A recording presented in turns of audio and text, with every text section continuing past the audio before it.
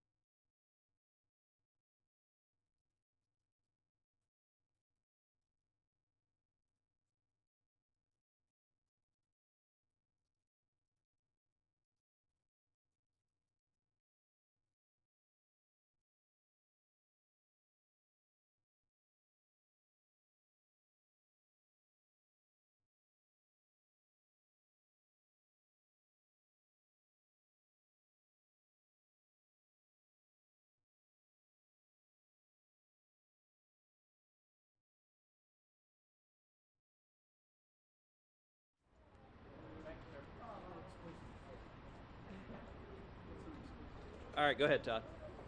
Should there be witnesses in your view, and who should they be? Listen, I don't think witnesses are necessary. It's kind of a bizarre morning because it is chaos that has played out. We were coming into this morning and the Democratic senators had agreed witnesses were not needed. Everyone expected that we'd have closing arguments and a vote today. And then at the last minute, the House managers changed their mind and they decided they wanted to call a witness, Jessica Herrera Beutler. I think what happened is leftist Twitter got really upset last night that they weren't calling witnesses, and I think the House, this is a political theater, and I think the House managers were feeling heat on their left flank, and so they decided, they surprised Schumer and the Democrats by saying they wanted witnesses. At this point, nobody knows what's going to happen. I will say this, if we do call witnesses, it's not going to be one-sided. It's not going to be only the House managers get witnesses and President Trump doesn't get witnesses. And so if the House managers call Representative Herrera Beutler, I think it is very likely that President Trump's lawyers will call Nancy Pelosi. Nancy Pelosi is clearly a relevant witness to this matter. Speaker Pelosi can testify as to when she knew about the threats on the Capitol, what she knew specifically, and in particular, she can testify. We heard already that the House Sergeant at Arms turned down National Guard protection for the Capitol on January 6th because of, quote, the optics. And I think Speaker Pelosi can testify as to whether she made a decision based on optics, based on politics, not to have additional protection at the Capitol to prevent the terrorist attack that played out. My view remains we don't need witnesses, but I think if the Democrats want to open this Pandora's box, I don't think it's going to work out well for them. President Trump himself be one of the witnesses if there are witnesses, and why not? You know, there is a long tradition in our trials that is reflected in the Bill of Rights that any individual is not required to testify against themselves, to testify at their own trial. I don't think we should attempt to force the president to testify at his own impeachment trial. This is the House managers or the prosecutors. They have the burden of proof. They haven't proven their case. The reason you're seeing this Hail Mary is everybody knows the outcome of this proceeding, which is that President Trump is going to be acquitted. It takes 67 votes to convict. There aren't 67 votes, and those on the extreme far left are angry right now, and today is a reflection of that anger. Do you think there are any minds that could be changed if witnesses are called? Sure. I think where we are right now, I think we likely are about 55 votes to convict. I think all of the Democrats are likely to vote to convict. By the way, I think all the Democrats were going to vote to convict on day one. All of the Democrats were going to vote to convict in 2017. Many of these Democrats went on record as Trump was being sworn into as president, saying they wanted to impeach him. So I think on the Democratic side, it's purely political. I think on the Republican side, we've seen 5 Republicans who voted with the Democrats on a couple of procedural motions. I think there's a reasonable possibility those 5 vote to convict. I'd say there are 55 votes to convict, plus or minus 2. I think we could probably see a low of 53 and a high of 57. Neither of those are remotely close to the 67 it takes to convict. And is it a vote on every single witness or just a resolution with an infinite number of amendments? What's your sense? Well, under the rules, as I understand it, it's a vote on each witness. And so I think Schumer right now is dealing with chaos, doesn't know what to do because they hadn't planned on this. This was supposed to be, last night everyone went to bed being told this was going to be a unanimous consent that everyone agreed to, that we wouldn't have witnesses. And then it was this morning, it erupted into chaos. I'm hearing from multiple senators that the Democratic senators don't want witnesses. And by the way, if we go down the road of witnesses, this impeachment trial could last all of February, all of March, all of April. I got to tell you, I just came from the Republican cloakroom. There are a lot of Republican senators that are saying, all right, fine, if you want to drag this out, every day we're in this trial is a day that the Democratic majorities are not destroying the country, are not passing policies that are killing jobs and putting people out of work and keeping kids out of school. I think Schumer is trying desperately to get out of this this dead end into which they've driven themselves. How can you drag it on if they have more than 50 votes potentially for Well, look, there are considerable discussions about that. Under the rules, impeachment is supposed to set aside all other business pending before the Senate.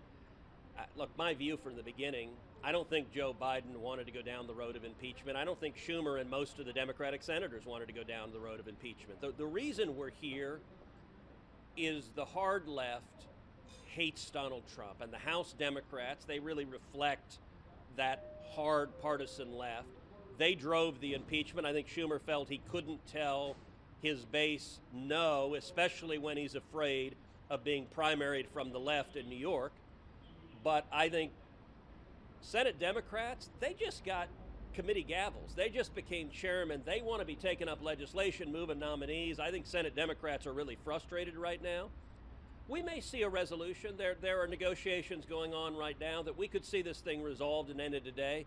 I got to say, on the Republican side, I think we're fine however it plays out.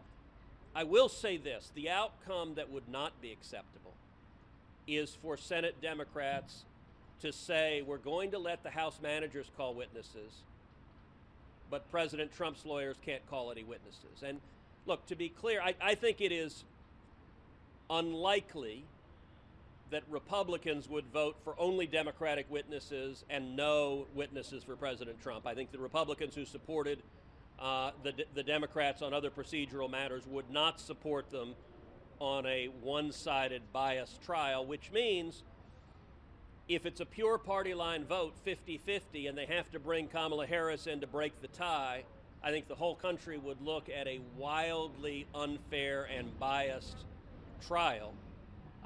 There are many aspects of this trial that ignore even the faintest hint of due process, and I think having a party line vote that says only Democrats get to call witnesses and the defendant in the proceeding doesn't get to call any witnesses, I don't think that passes the laugh test. I think you might even see some Democratic senators say, look, this is ridiculous. If one side gets to call a witness, the other side does. So I don't think we'll go down that road because it's so obviously unfair.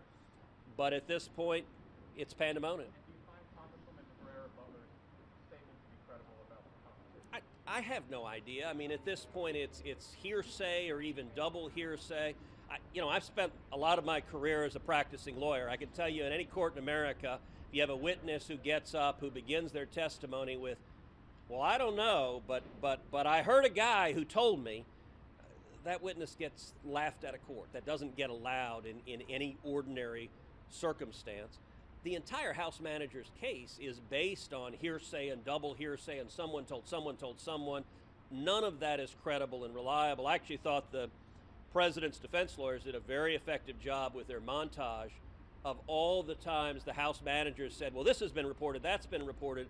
With all due respect to our good folks in the press, the fact that it gets reported in some story does not establish it as a fact that is considered proven in anything resembling a court of law. And at this point, that's the entire basis of the manager's case. All right, thank you, guys.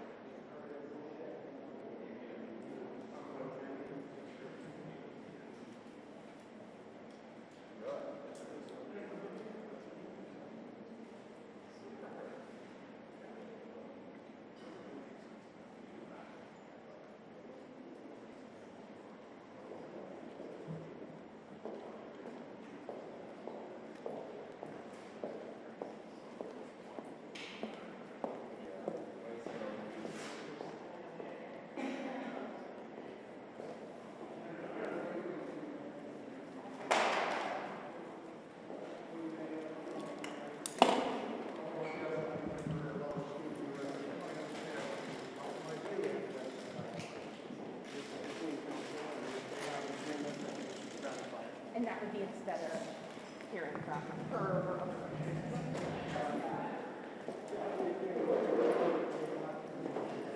Or not on your back.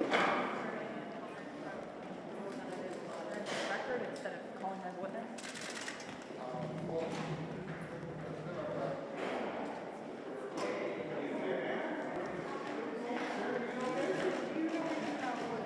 Look like if we take witnesses. No idea.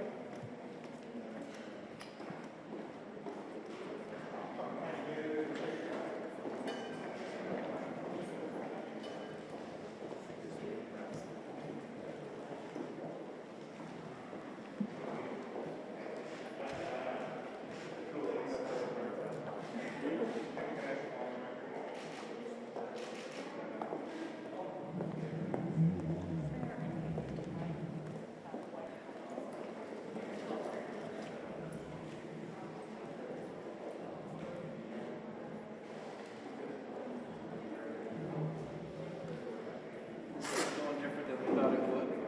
Well, not for me. I'm here any day with my witness. That's true.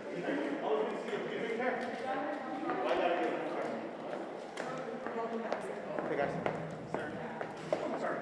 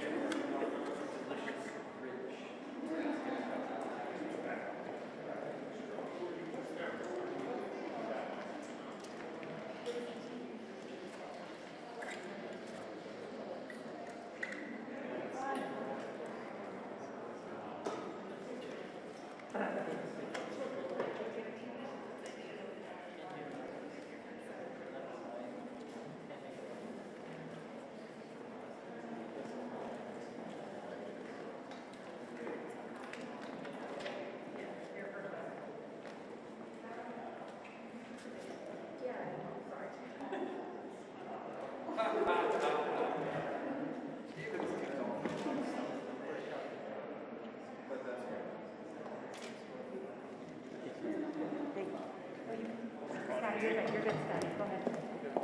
That's all right. Thank you. There's still some minor. There is.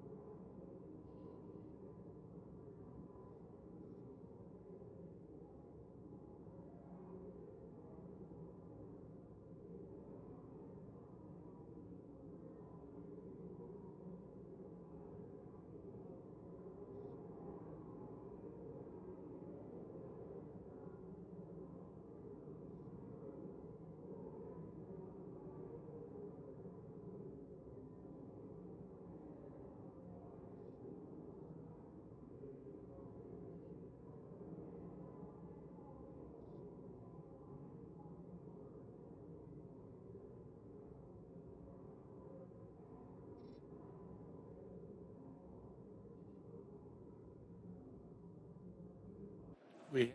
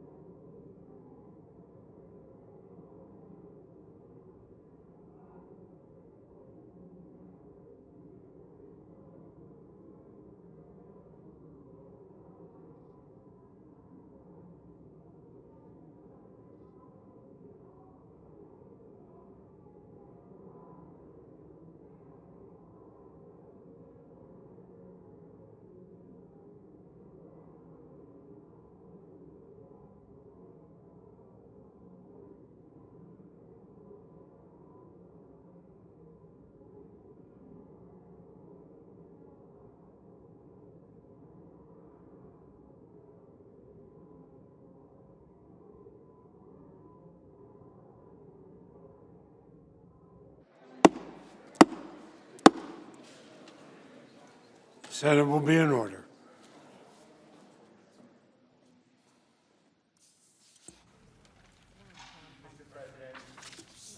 Majority Leader. Without objection, so ordered. Ms. Vanderveen? No. Mr. Castor, I'm sorry. May I be recognized? Yes, you are. You are recognized. Senators, Glasses all fogged up.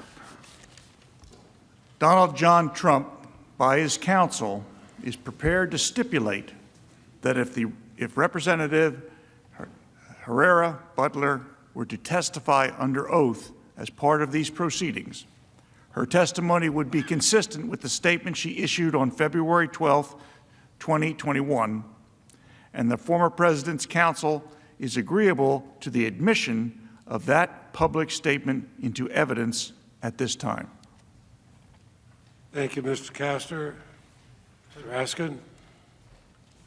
Thank you, Mr. President. The managers are prepared to enter into the agreement. I will now read the statement. This is the statement of Congresswoman Jaime Herrera Beutler, February 12, 2021. In my January 12th statement in support of the article of impeachment, I referenced a conversation House Minority Leader Kevin McCarthy relayed to me that he'd had with President Trump while the January 6th attack was ongoing. Here are the details.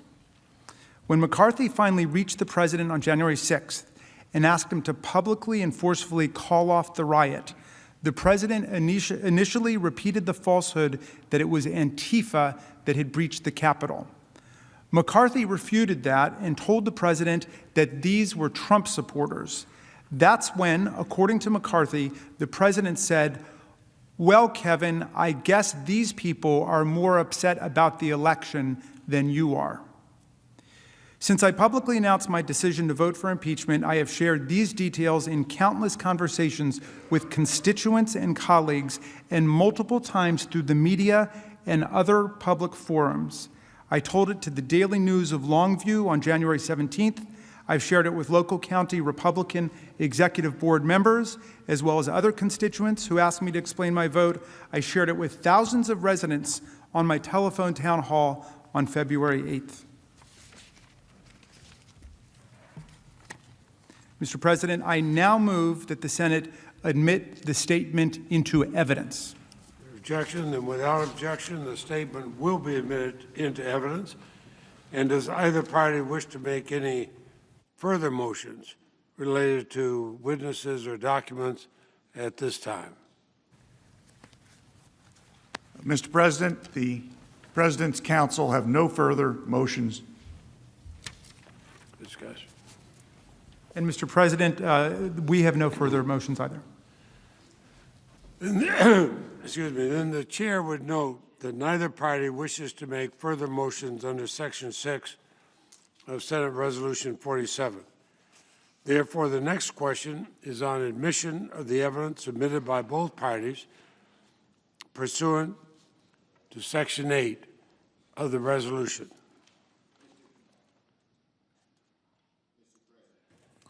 The majority leaders So recognize. now, as we move to another matter, I'm advised that the House managers have no objection to the admission of evidence proposed to be admitted by the former President's counsel under the provisions of Section 8 of Senate Resolution 47, and that the President's counsel have no objections to the evidence proposed to be admitted into evidence by the House managers. Pursuant to Section 8 of the resolution, as agreed to by Leader McConnell and myself a few days ago, both parties have made timely filings of this evidence with the Secretary of the Senate and have provided copies to each other.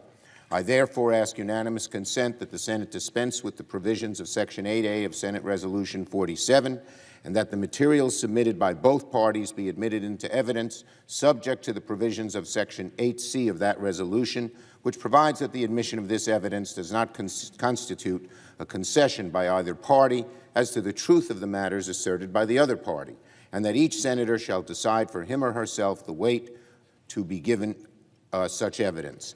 This request has the approval of both parties and the Republican leader. Without objection, is so ordered.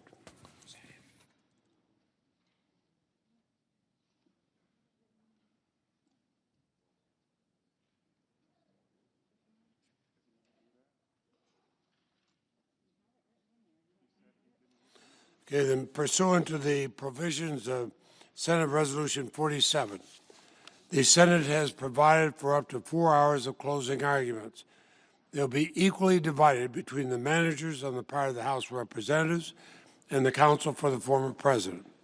And pursuant to Rule 22 of the Rules of Procedure and Practice in the Senate, when sitting on impeachment trials, the argument shall be open and closed on the part of the House of Representatives. So the chair recognizes Mr. Manager Raskin to begin the presentation on the part of the House of Representatives. Mr. Raskin, under Rule 22, you may reserve time if you wish. Thank you, Mr. President. Members of the Senate, before I proceed, it was suggested by defense counsel that Donald Trump's conduct during the attack, as described in Congresswoman Beutler's statement, is somehow not part of the constitutional offense for which former President Trump has been charged. I want to reject that falsehood and that fallacy immediately. After he knew that violence was underway at the Capitol, President Trump took actions that further incited the insurgents to be more inflamed and to take even more extreme, selective, and focused action against Vice President Mike Pence. Former President Trump also, as described by Congresswoman Beutler's notes, refused requests to publicly, immediately, and forcefully call off the riots. And when he was told that the insurgents inside the Capitol were Trump supporters, the president said, quote, "Well, Kevin, I guess these people are more upset about the election than you are." Think about that for a second. This uncontradicted statement that has just been stipulated as part of the evidentiary record. The president said, "Well, Kevin, I guess these people," meaning the mobsters, the insurrectionists, "are more upset about the election than you are." That conduct is obviously part and parcel of the constitutional offense that he was impeached for, namely incitement to insurrection. That is continuing incitement to the insurrection. The conduct described not only perpetuated his continuing offense, but also provides to us here today further decisive evidence of his intent to incite the insurrection in the first place. When my opposing counsel says that you should ignore the president's actions after the insurrection began, that is plainly wrong. And it, of course, reflects the fact that they have no defense to his outrageous, scandalous, and unconstitutional conduct in the middle of a violent assault on the Capitol that he incited. Senators, think about it for a second. Say you light a fire, and you're charged with arson. And the defense counsel says, everything that I did after the fire started is irrelevant. And the court would reject that immediately and say, that's not true at all. It's extremely relevant to whether or not you committed the crime. If you run over and try to put out the flames, if you get lots of water and say, help, help, there's a fire, if you call for help, a court will could infer that you didn't intend for the fire to be lit in the first place. They would accept your defense, perhaps, that it was all an accident. It was an all accident. Accidents happen with fire. But if, on the other hand, when the fire erupts, you go and you pour more fuel on it, you stand by and you watch it gleefully, any reasonable person will infer that you not only intended the fire to start, but that once it got started and began to spread, you intended to continue to keep the fire going. And that's exactly where we are, my friends. Of course your conduct while a crime is ongoing is relevant to your culpability, both to the continuation of the offense, but also directly relevant, directly illuminating to what your purpose was originally. What was your intent?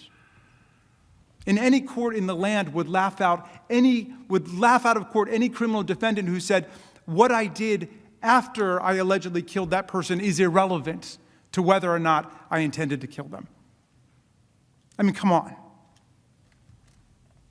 Donald Trump's refusal not only to send help, but also to continue to further incite the insurgents against his own vice president. His own vice president provides further decisive evidence of both his intent to start this violent insurrection and his continued incitement once the attack had begun to override the Capitol. All right. Senators, that was in response to this new evidentiary particle that came in. But in my closing, I want to thank you for your remarkable attention and your seriousness of purpose befitting your office. We have offered you overwhelming and irrefutable and certainly unrefuted evidence that former President Trump incited this insurrection against us. To quote the statement Representative Liz Cheney made in January, quote, on January 6, 2021, a violent mob attacked the United States Capitol to obstruct the process of our democracy and stop the counting of presidential electoral votes. This insurrection caused injury, death, and destruction in the most sacred space in our republic. She continued, Representative Cheney continued, much more will become clear in coming days and weeks, but what we know now is enough. The President of the United States summoned this mob, assembled this mob, and lit the flame of this attack. Everything that followed was his doing. None of this would have happened without the president. The president could have immediately and forcefully intervened to stop the violence. He did not. There has never been a greater betrayal by the President of the United States of his office and his oath to the Constitution. I will vote to impeach the president. Representative Cheney was right. She based her vote on the facts, on the evidence, and on the Constitution. And the evidence, the video, documentary, eyewitness has only grown stronger and stronger and more detailed right up till today, right up to 10 minutes ago, over the course of this Senate trial. And I have no doubt that you all noticed that despite the various propaganda reels and so on, President Trump's lawyers have said almost nothing to contest or overcome the actual evidence of former President Trump's conduct that we presented. Much less have they brought their client forward to tell us his side of the story. We sent him a letter last week, which they rejected out of hand. The former president of the United States refused to come and tell us, and I ask any of you, if you were charged with inciting violent insurrection against our country, and you were falsely accused, would you come and testify? I know I would. I'd be there at 7 o'clock in the morning waiting for the doors to open. I'm sure that's true of 100 senators in this room. I hope it's true of 100 senators in this room. Senate was lectured several times yesterday about cancel culture. Well, not even 2 weeks ago, the president's most reliable supporters in the House, I'm sorry, not the president, the former president's most reliable supporters in the House tried to cancel out Representative Cheney because of her courageous and patriotic defense of the Republic and the truth and the Constitution. They tried to strip her of her leading role as chair of the House Republican Conference. But you know what? I hope everybody takes a second to reflect on this. The conference rejected this plainly retaliatory and cowardly attempt to punish her for telling the truth to her constituents and her country and voting for impeachment. Who says you can't stand up against bullies? Who says? In my mind, Liz Cheney is a hero for standing up for the truth and resisting this retaliatory cancel culture that she was subjected to. But she beat them on a vote of 145 to 61, more than 2-to-1 vote. You know, Ben Franklin, a great champion of the Enlightenment, an enemy of political fanaticism and cowardice, and of course another great Philadelphian, once wrote this: I have observed that wrong is always growing more wrong until there is no bearing it anymore, and that right, however opposed, comes right at last. Comes right at last. Think about that. This is America, home of the brave, land of the free. The America of Ben Franklin, who said, if you make yourself a sheep, the wolves will eat you. Don't make yourself a sheep. The wolves will eat you.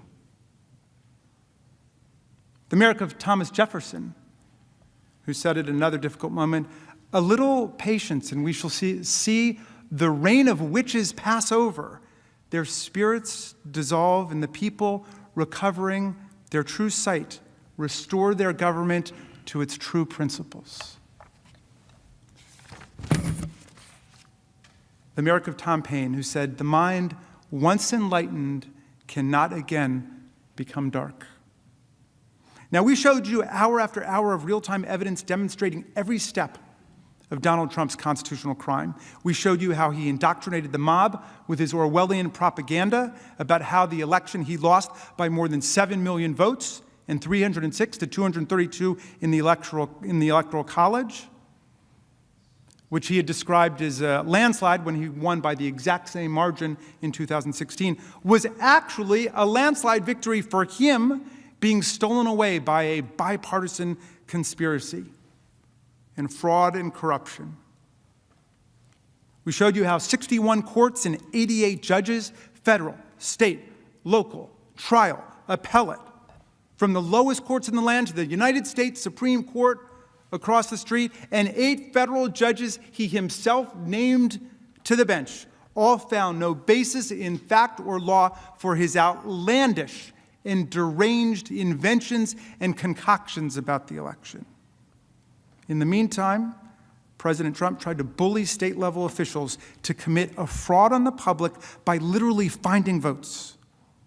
We examined the case study of Georgia, where he called to threaten Republican Brad Raffensperger to find him 11,780 votes. That's all he wanted, he said. 11,780 votes. Don't we all? 11,780 votes. That's all he wanted to nullify Biden's victory and to win the election. Raffensperger ended up with savage death threats against him and his family, telling him he deserved a firing squad. Another election official urged Trump to cut it out or people would get hurt and killed. A prescient warning indeed. Raffensperger ended up saying that he and his family supported Donald Trump, gave him money, and now Trump threw us under the bus. We saw what happened in Lansing, Michigan, with the extremist mob he cultivated, which led to 2 shocking Capitol sieges and a criminal conspiracy by extremists to kidnap and likely assassinate Governor Whitmer. We saw him trying to get state legislatures to disavow and overthrow their popular election results and replace them with Trump electors. We showed you the process of summoning the mob, reaching out, urging people to come to Washington for a wild time. As we celebrate President's Day on Monday, imagine, is there another president in our history who would urge supporters to come to Washington for a wild time? You saw how he embraced the violent extremist elements like the Proud Boys, who were told in a nationally televised presidential candidate debate to stand back and stand by, which became their official slogan as they converged on Washington with other extremist and seditious groups and competed to be the lead stormtroopers of the attack on this building. You saw the assembly of the mob on January 6th, and how beautiful that angry mob must have looked to Donald Trump as he peered down from the lectern with the seal of the President of the United States of America emblazoned on it. That crowd was filled with extremists in tactical gear, armed to the teeth and ready to fight, and other brawling MAGA supporters. All of them saying, "Stop the steal right now." And he said he was going to march with them to the Capitol, even though the permit for the rally specifically forbade a march. But he said he would march with them, giving them more comfort that what they were doing was legitimate. It was okay. But of course, he stayed back, as he presumably didn't want to be too close to the action at the Capitol, as the lawyers called it. Not an insurrection, they urged us yesterday. It's an action. He didn't want to be too close to the action when all hell was about to break loose. Now, incitement, as we've discussed, requires an inherently fact-based evidentiary inquiry. And this is what we did. We gave you many hours of specific factual details about, to use Congresswoman Cheney's words, how the president summoned the mob, assembled the mob, incited it, lit the match, sending them off to the Capitol, where they thought, as they yelled out, that they'd been invited by the President of the United States. And then, of course, they unleashed unparalleled violence against our overwhelmed and besieged but heroic police officers, who you thoughtfully honored yesterday when the officers got in their way as they entered the Capitol at the behest of the President of the United States to stop the steal. Now, I'm convinced most senators must be convinced by this overwhelming and specific detail, because most Americans are. But say you still have your doubts. You think the president really thought that he was sending his followers to participate in a peaceful, nonviolent rally, the kind that might have been organized by Julian Bond, who my distinguished opposing counsel brought up, Ella Baker, Bob Moses, our late beloved colleague John Lewis, for the Student Nonviolent Coordinating Committee. Maybe the president really thought this was going to be like the March on Washington organized by Bayard Rustin and Dr. Martin Luther King, who said, nonviolence is the answer to the crucial moral and political questions of our time. So let's say you're still flirting with the idea that Donald Trump's conduct was totally appropriate, as he proclaimed right off the bat, and he's the innocent victim of a mass accident or a catastrophe like a fire or a flood, as we were invited to frame it on our opening day by distinguished co-counsel or opposing counsel. And you think, maybe we're just looking for somebody to blame for this nightmare and catastrophe that has befallen the Republic. We're just looking for someone to blame. Well, here's the key question then in resolving your doubts, if you're in that category. How did Donald Trump react when he learned of the violent storming of the Capitol and the threats to senators, members of the House, and his own vice president, as well as the images he saw on TV of the pummeling and beating and harassment of our police officers? Did he spring into action to stop the violence and save us? Did he even wonder about his own security, since an out-of-control anti-government mob could come after him too? Did he quickly try to get in touch with or denounce the Proud Boys, the Oath Keepers, the rally organizers, the Save America rally organizers, and everyone on the extreme right, to tell them that this was not what he had in mind? It was a big mistake. Call it off, call it off, call it off, as Representative Gallagher begged him to do on national television? No. He delighted in it. He reveled in it. He exulted in it. He could not understand why the people around him did not share his delight. And then a long period of silence ensued while the mob beat the daylights out of police officers and invaded this building, as you saw on security footage, and proceeded to hunt down Vice President Mike Pence as a traitor and denounced and cursed Speaker Pelosi, both of whom you heard mob members say they wanted to kill. They were both in real danger. And our government could have been thrown into absolute turmoil without the heroism of our officers and the bravery and courage of a lot of people in this room. Here's what Republican Representative Anthony Gonzalez of Ohio said. He's a former pro football player. We are imploring the president to help, to stand up, to help defend the United States Capitol and the United States Congress, which is under attack. We are begging, essentially, and he was nowhere to be found. Nowhere to be found. And as I've emphasized this morning, that dereliction of duty, that desertion of duty was central to his incitement of insurrection and inextricable from it. Inextricable. Bound together. It reveals his state of mind that day, what he was thinking as he provoked the mob to violence and further violence. It shows how he perpetuated his continuing offense on January 6th, his course of conduct charged in the article of impeachment as he further incited the mob during the attack, aiming it at Vice President Mike Pence himself, while failing to quell it in either of his roles as Commander-in-Chief or his real role that day, Inciter-in-Chief. And it powerfully demonstrates that the ex-president knew, of course, that violence was foreseeable, that it was predictable and predicted. That day, since he was not surprised and not horrified, no, he was delighted, and through his acts of omission and commission that day, he abused his office by siding with the insurrectionists at almost every point, rather than with the Congress of the United States, rather than with the Constitution.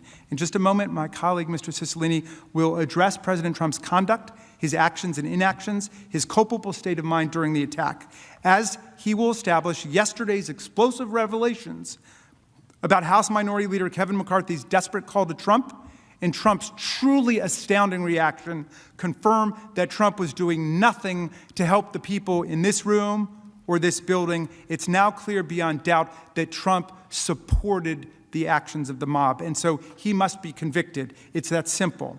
When he took the stage on January 6th, he knew exactly how combustible the situation was.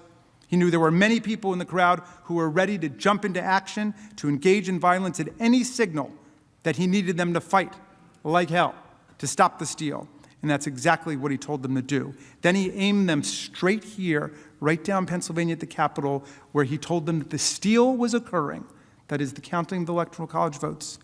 And we all know what happened next. They attacked this building, they disrupted the peaceful transfer of power, they injured and killed people, convinced that they were acting on his instructions and with his approval and protection. And while that happened, he further incited them while failing to defend us. If that's not ground for conviction, if that's not a high crime and misdemeanor against the Republic in the United States of America, then nothing is. President Trump must be convicted for the safety and security of our democracy and our people. Mr. Cicilline.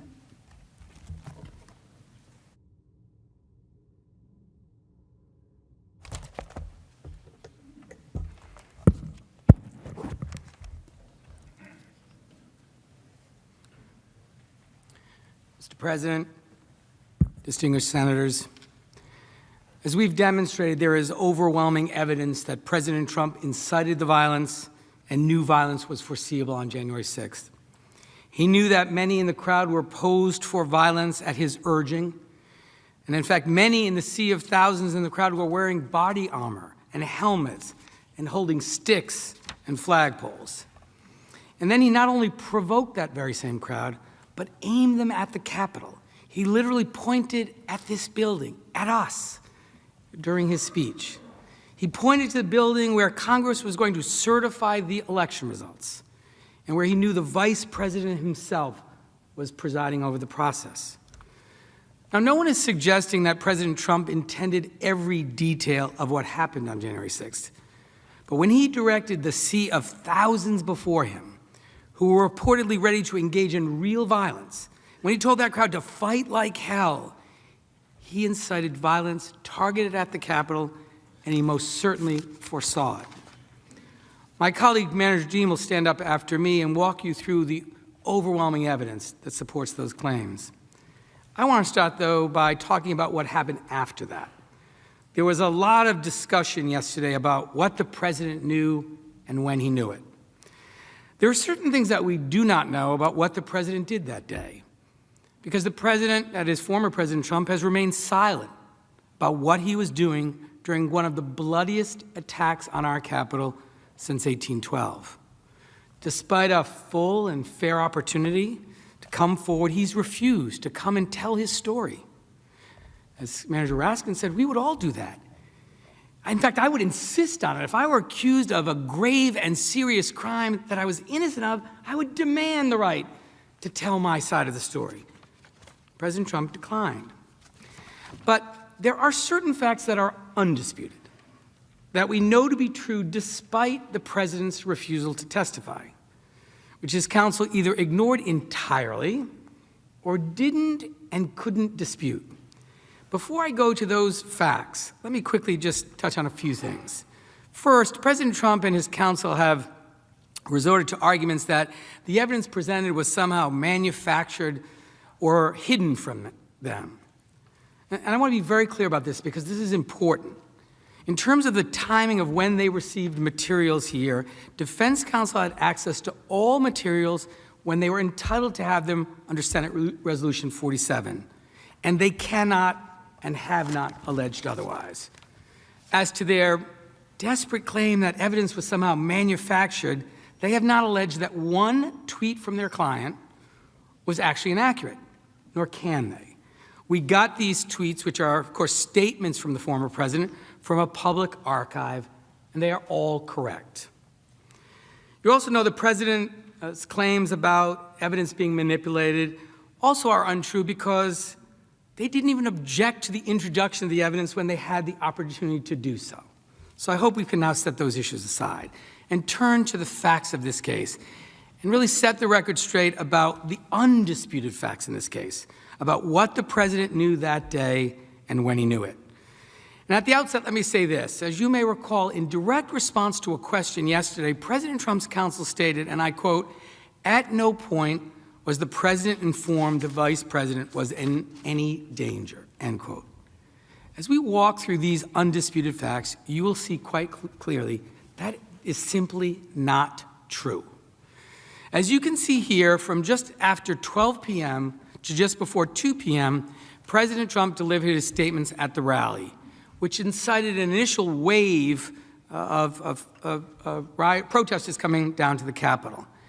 And his speech was still ongoing, and you saw the evidence of people broadcasting that on their phones. He finished his speech at about 1:11 p.m., at which point a much larger wave surged toward us here at the Capitol, ripping down scaffolding and triggering calls for law enforcement assistance. 30 minutes later, at 1:49 p.m., as the violence intensified, President Trump tweeted a video of his remarks at the rally with the caption, quote, "Our country has had enough. We will not take it anymore, and that's what this is all about," end quote.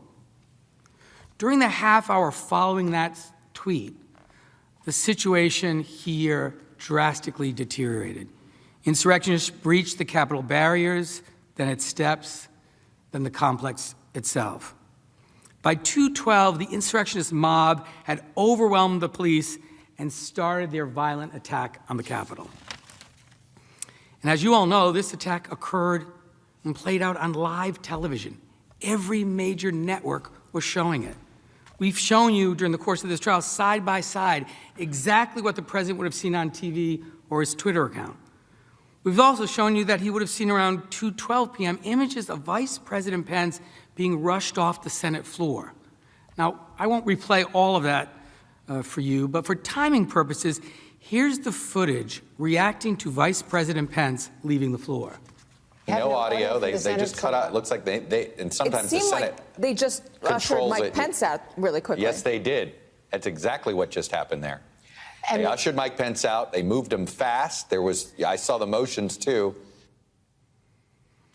Defense counsel seems to suggest that somehow the President of the United States was not aware of this, that the President had no idea that his Vice President had been evacuated from the Senate floor for his safety because violent rioters had broken into the Capitol with thousands more coming, and with the Capitol Police completely overwhelmed.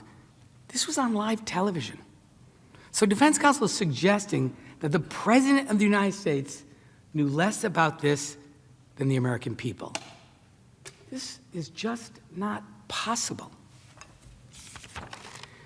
That the Secret Service failed to mention that his Vice President was being rushed from the Senate for his own protection.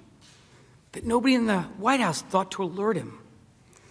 That none of our law enforcement agencies raised a concern to the Commander-in-Chief that the Vice President was being evacuated from the Senate floor as a violent mob assaulted the Capitol. That simply cannot be. And with each passing minute on the timeline of events on January 6th, it grows more and more inconceivable. Let's continue forward in time. Between 2:12 to 2:24, the Senate recessed. Speaker Nancy Pelosi was ushered off the floor. The Capitol Police announced a breach and a lockdown, and the insurrectionist mob began chanting, "Hang Mike Pence." And it was unfolding on live TV in front of the entire world. So again, let me ask you, does it strike you as credible that nobody, not a single person, informed the president that his vice president had been evacuated, or that the president didn't glance at the television or his Twitter account and learn about the events that were happening? Remember, this was the day of the Electoral College. Remember his obsession with stopping the certification. It's just not credible that the president at no point knew his vice president was in this building and was in real danger.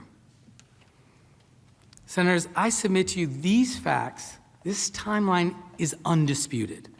At 2:24 p.m., after rioters breached the barriers, after calls for assistance, after rioters stormed the building, after Vice President Pence was rushed from the Senate floor, and just before Vice President Pence was further evacuated for his safety, President Trump decided to attack his own vice president on Twitter. The undisputed facts confirm that not only must President Trump have been aware of the vice president's danger, but he still sent out a tweet attacking him, further inciting the very mob that was in just a few feet of him inside of this very building. The vice president was there with his family. He was in danger for his life. They were chanting, "Hang Mike Pence," and had erected a noose outside.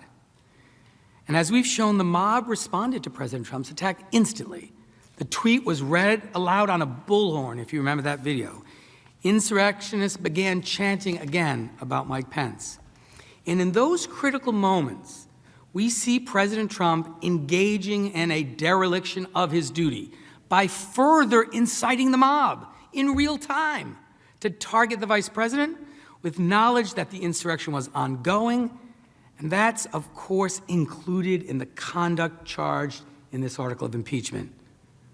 The former president's counsel's suggestion otherwise is completely wrong. His further incitement is impeachable conduct that continued during the course of this assault itself, and it's part of the constitutional crime and was entirely and completely a part of his indefensible failure to protect the Congress. Now, there's been some confusion as to the phone call I referenced with Senator Lee. So I want to be clear about certain facts that are not in dispute.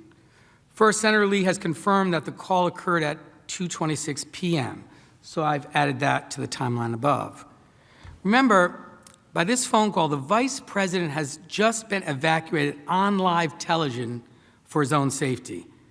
And Donald Trump had, after that, tweeted an attack on him, which the insurgents read on a bullhorn. And a few minutes after Donald Trump's tweet, he didn't reach out to check on the vice president's safety. He called a senator to ask about delaying the certification. The call was interrupted. As Senator Tuberville has since explained, and I quote, "I looked at the phone and it said the White House on it. I said, hello. The president said a few words. I said, Mr. President, they're taking the vice president out and they want me to get off the phone and I've got to go," end quote. That was his second evacuation that day. A minute later, live feeds documented the insurgents chanting, "Mike Pence is a traitor." At this point, even if somehow he'd missed it earlier, it's inconceivable that the former president, was unaware that the vice president was in danger. And what does the president do after hearing that? Does he rush to secure the Capitol? Does he do anything to quell the mob? Does he call his vice president to check on his safety? We all know the answer to those questions too. There can be no dispute. He took none of those steps, not a single one. Even after learning that senators were being evacuated and that Vice President Pence had also been evacuated, he did nothing to help the vice president. And here's some more evidence that we've since learned. At some point over the following 30 minutes, President Trump spoke to Minority Leader Kevin McCarthy. And as Representative Jaime Herrera Beutler has revealed, evidence that now has been stipulated as part of the evidentiary record. In that conversation, Kevin McCarthy is pleading with the former president to do something. He first tries to assign the blame to another group, and Leader McCarthy says, "No, these are your supporters, Mr. President."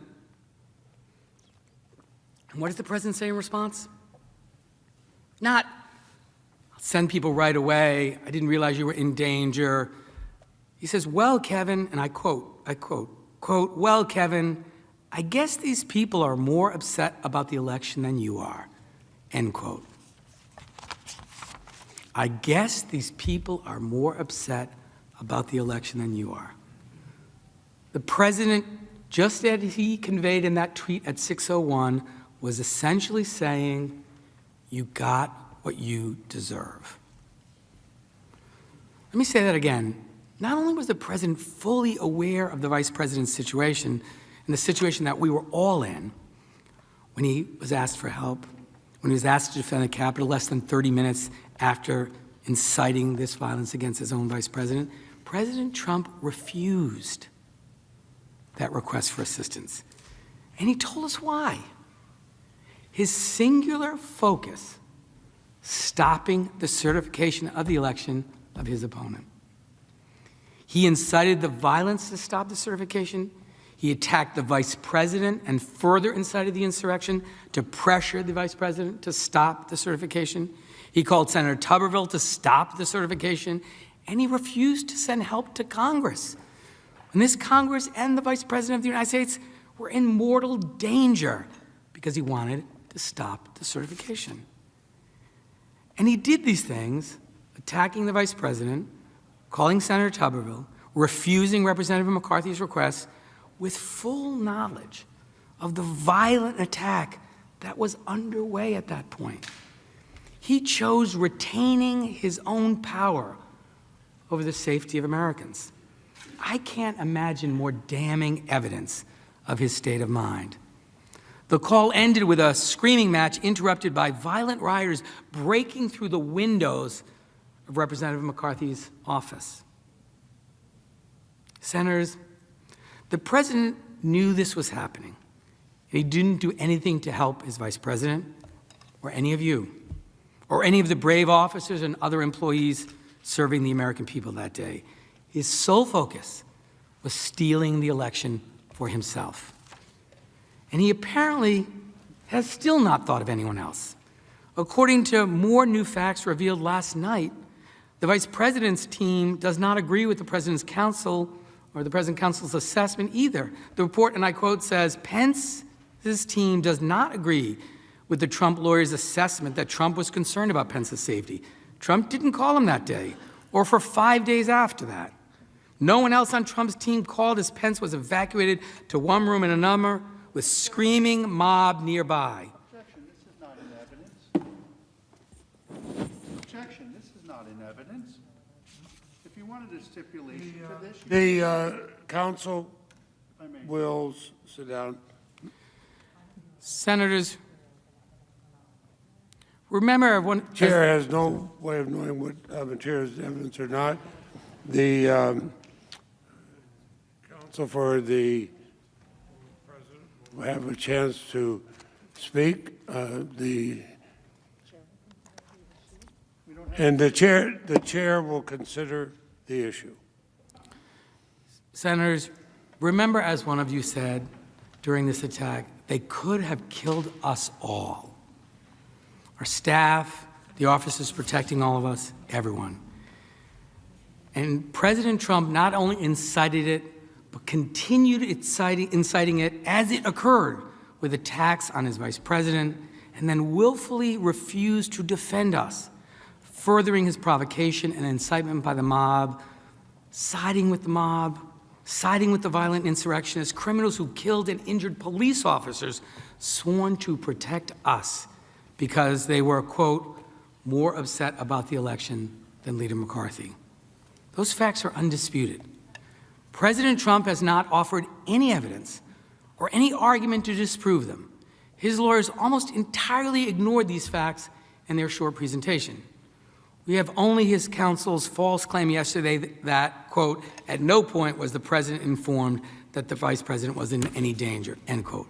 A claim that is refuted not just by common sense, but by the timeline you have seen and also the vice president's legal team.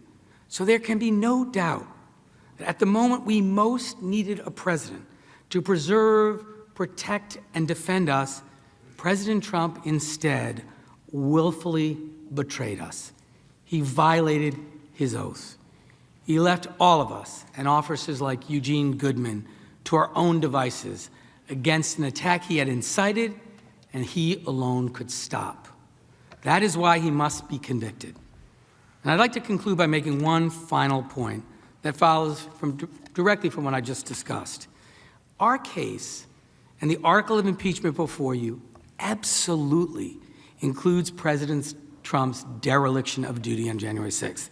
His failure as inciter-in-chief to immediately quell or call off the mob, his failure as commander-in-chief to immediately do everything in his power to secure the Capitol, that is a further basis on which to convict, and there can be no doubt of that.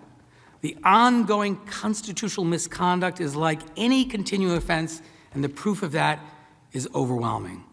Most directly, his dereliction of duty offers conclusive, irrefutable evidence that he acted willfully as we charge. He wasn't furious or sad or shocked like virtually everyone else in America. He was reported by those around him as delighted. Rather than rush to our aid or demand his mob retreat, he watched the attack on TV and praised the mob to Leader McCarthy as more loyal to him, more upset about the election, and that was all that mattered. His reaction is also further evidence of his intent. He acted exactly the way a person would act if they had indeed incited the mob to violence to stop the steal. Moreover, as I've shown, President Trump's dereliction and desertion of duty includes his decision to further incite the mob, even as he failed to protect us. While the mob hunted Vice President Pence in these very halls, he attacked Vice President Pence.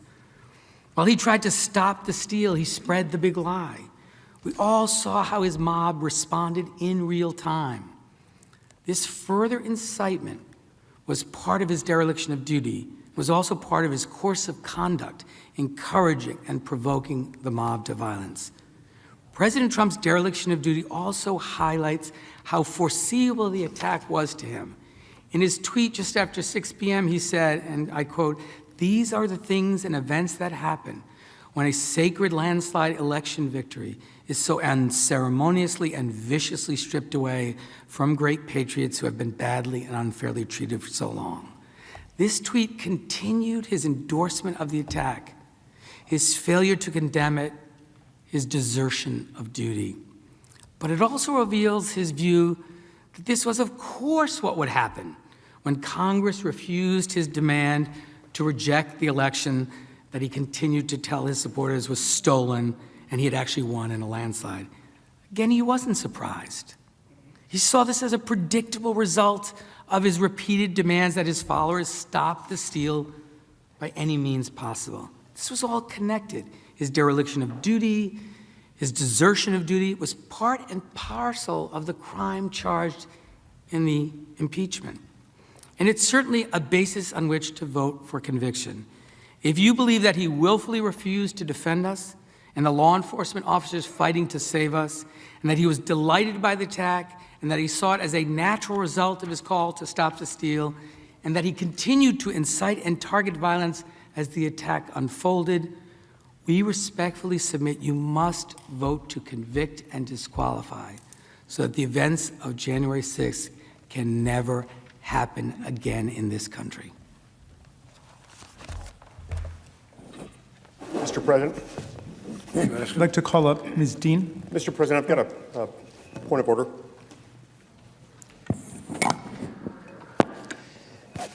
Mr. President, moments ago, House Manager Cicilline reported again. The senator will withhold. I'm advised by the parliamentarian that debate is not in order. I appeal the ruling of the chair that debate is not in order because this is not debate. He said something that's not true. The quorum has been suggested. There's clearly a quorum, sir. And the clerk will call the roll. Ms. Baldwin.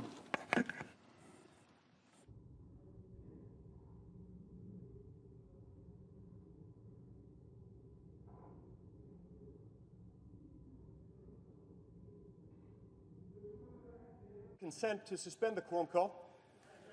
Is there objection? Their objection is heard. Mr. Barrasso. Okay,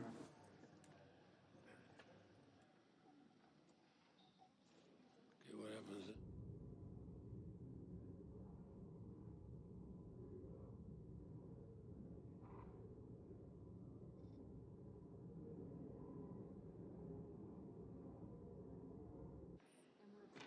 Mr. Bennett.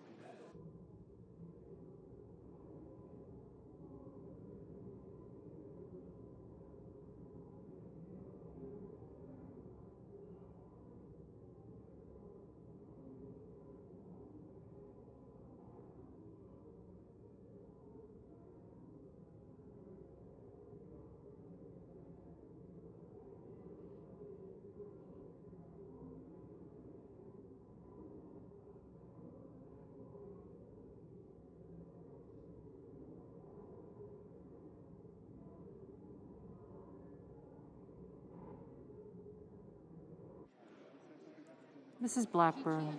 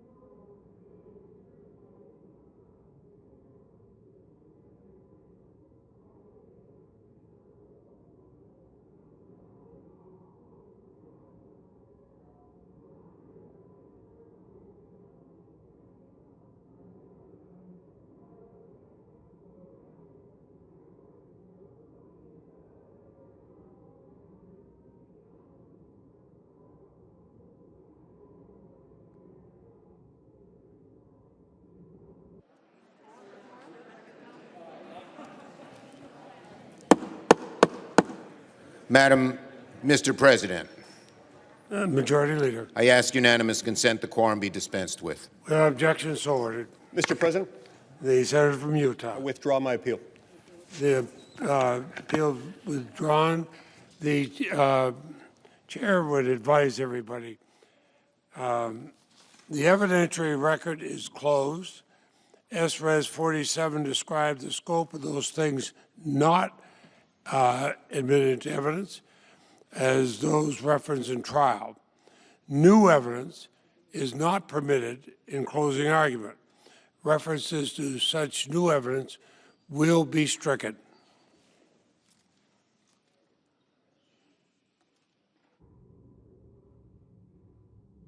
Addition.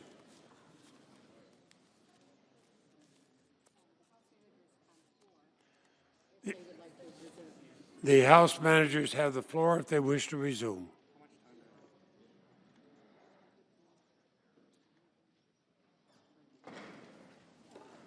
House managers.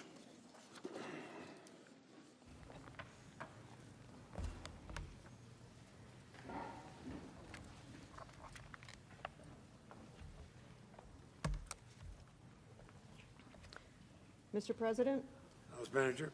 esteemed senators, good afternoon.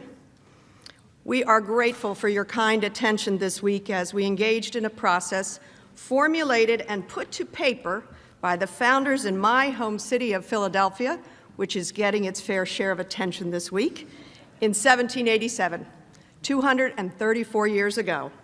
My colleague, Mr. Cicilline, addressed the importance of the President's dereliction of duty.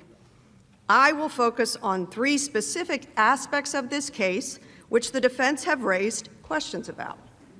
First, the defense suggests that this was just one speech, and one speech cannot incite insurrection.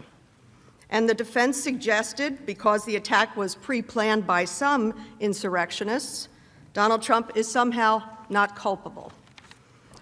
Both of these things are plainly not true, nor are they what we allege.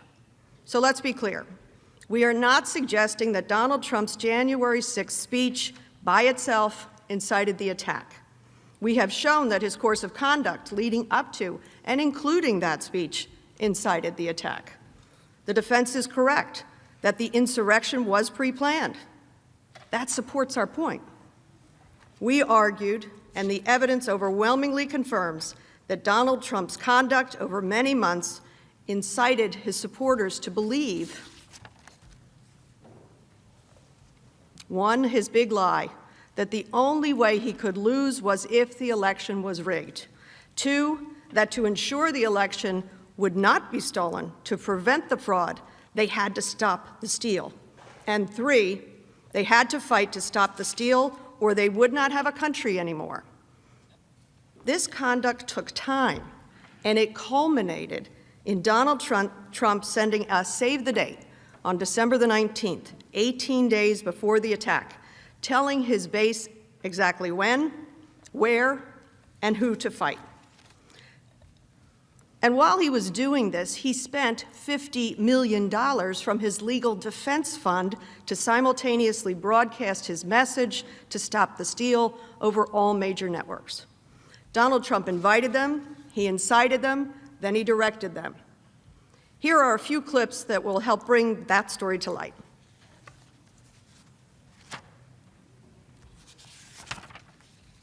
Can you give a direct answer? You will accept the election? I have to see. Look, I have to see. No, I'm not going to just say yes. And this election will be the most rigged election in history. This is going to be the greatest election disaster in history. And the only way they can take this election away from us is if this is a rigged election. We're going to win this election. That's right. It's a rigged election. It's the only way we're going to lose. Do you commit to making sure that there's a peaceful transfer of power? We want to get rid of the ballots, and you'll have we'll have a very peaceful. There won't be a transfer, frankly. There'll be a continuation. It's the only way that's the only way we're going to lose, is if there's mischief, and it'll have to be on a big scale. So be careful. But this will be one of the greatest most fraudulent elections ever. We're not going to let this election be taken away from us. That's the only way they're going to win it. This is a fraud on the American public. This is an embarrassment to our country. We were getting ready to win this election. Frankly, we did win this election. We were winning in all the key locations by a lot, actually. And then our numbers started miraculously getting whittled away in secret. And this is a case where they're trying to steal an election. They're trying to rig an election. And we can't let that happen. You can't let another person steal that election from you. All over the country, people are together in holding up signs, "Stop the steal." If we don't root out the fraud, the tremendous and horrible fraud that's taken place in our 2020 election, we don't have a country anymore. We cannot allow a completely fraudulent election to stand. We're going to fight like hell, I'll tell you right now. If you don't fight to save your country with everything you have, you're not going to have a country left. We will not bend, we will not break, we will not yield. We will never give in, we will never give up, we will never back down, we will never, ever surrender. All of us here today do not want to see our election victory stolen. We will never give up, we will never concede. It doesn't happen. You don't concede when there's theft involved. And to use a favorite term that all of you people really came up with, we will stop the steal, because you'll never take back our country with weakness. You have to show strength, and you have to be strong. Make no mistake, this election was stolen from you, from me, and from the country, and we fight. We fight like hell, and if you don't fight like hell, you're not going to have a country anymore. Our point is this was not one speech. This was a deliberate, purposeful effort by Donald Trump over many months that resulted in the well-organized mob's attack on January the 6th. That brings me to my second point, the violence. Defense counsel argues that there is no way that Donald Trump could have known what would happen. Yet, we are not suggesting, nor is it necessary for us to prove that Donald Trump knew every detail of what would unfold on January the 6th, or even how horrible and deadly the attack would become. But he did know. As he looked out on that sea of thousands in front of him, some wearing body armor and helmets, others carrying weapons, that the result would be violence. The evidence is overwhelming. The evidence overwhelmingly demonstrates this.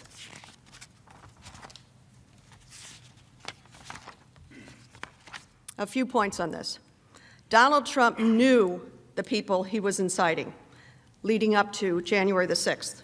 He saw the violence they were capable of. He had a pattern and practice of praising and encouraging supporters of violence, never condemning it.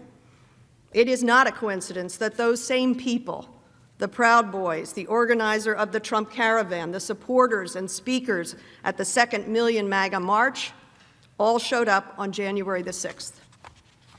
And Donald Trump's behavior was different. This was not just a comment by an official or a politician fighting for a cause. This was months of cultivating a base of people who were violent, praising that violence, and then leading that violence, that rage, straight to a joint session of Congress where he knew his vice president was presiding. And Donald Trump had warnings about the crowd in front of him on January 6th. There were detailed posts online of attack plans. Law enforcement warned that these posts were real threats and even made arrests in the days leading up to the attack. There were credible reports that many would be armed and ready to attack the Capitol. Despite these credible warnings of serious, dangerous threats to our Capitol, when the crowd was standing in front of the president, ready to take orders and attack, he said, "We're going to the Capitol, and we fight like hell, and if you don't fight like hell, you're not going to have a country anymore." Here's a short clip. What do you want to call them? Give me a name. Give me a White name. supremacists and Who would white you like me to condemn? White supremacists and right Proud Boys, stand back and stand by. Welcome to the Red Kingdom. Yeah. Red It is something. Do you see the way our people, they were protecting his bus yesterday because they're nice. So his bus, they had hundreds of cars. Trump, and the American flag. That's it. You see Trump and American flag. And the first Million MAGA March, we promised that if the GOP would not do everything in their power to keep Trump in office, then we would destroy the GOP. And as we gather here in Washington, D.C. for a second Million MAGA March, we're done making promises. It has to happen now. We are going to destroy the GOP.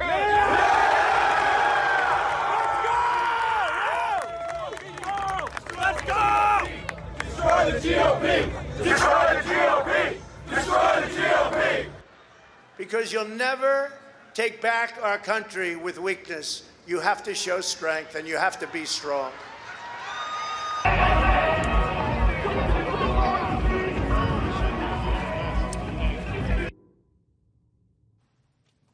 Senators, the violence on January the 6th was demonstrably foreseeable. Trump even said so himself at 6:01 p.m. the day of the attack. The last thing he said before he went to sleep, quote, "These are the things that happened," end quote. He foresaw this, and he admitted as much. That brings me to my final point, the insurrectionists. Defense counsel has suggested these people came here on their own. The defense brief states that the insurrectionists, quote, did so for their own accord and for their own reasons and are being criminally prosecuted. It is true that some insurrectionists are being prosecuted, but it is not true that they did so of their own accord and for their own reasons. The evidence makes clear the exact opposite, that they did this for Donald Trump, at his invitation, at his direction, at his command. They said this before the attack, during the attack. They said it after the attack. Leading up to January the 6th, in post after post, the president's supporters confirmed this was for Donald Trump. It was at his direction. One supporter wrote, and I quote, "If Congress illegally certifies Biden, Trump would have absolutely no choice but to demand us to storm the Capitol and kill/beat them up for it." They even say publicly, openly, and proudly that President Trump would help them commandeer the National Guard. So all they have to do is overwhelm 2,000 Capitol Police officers. During his speech on January the 6th, Trump supporters chanted his words back to him. They even live tweeted his commands, as Ms. DeGette showed you.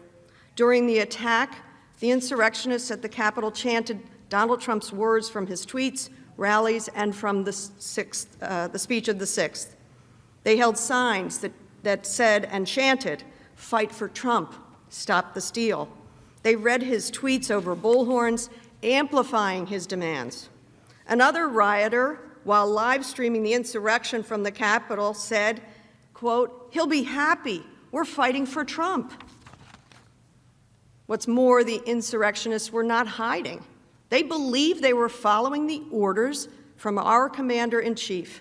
They felt secure enough in the legitimacy of their actions to take selfies, to post photos and videos on social media. After the attack, rioter after rioter confirmed this too. Jenna Ryan, who was later accused for her role in the insurrection, said, quote, "I thought I was following my president. I thought we were following what we were called to do." And President Trump requested that we be in D.C. on the 6th. When it became clear that Donald Trump would not protect them, some of his supporters said they felt duped. They felt tricked. Listen to some of this evidence. And even if they think for a second that they're going to get away with it today, they got another thing coming. Because today is just a day. And today is just the beginning. They haven't seen a resistance until they have seen a patriot fight for their country. In If you died today. Parties will withhold. This is crooked. The parties will withhold. It is in the record. The evidentiary record is closed. Express 47 described the scope of those things admitted into evidence as those referenced in trial. New evidence is not permitted in closing argument. References to such new evidence will be stricken.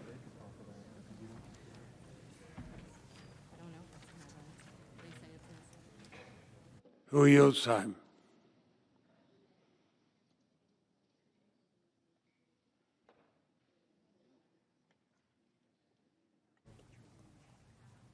Mr. President, the statement was in evidence, the slide was not, so we will withdraw the slide. But the statement was in evidence.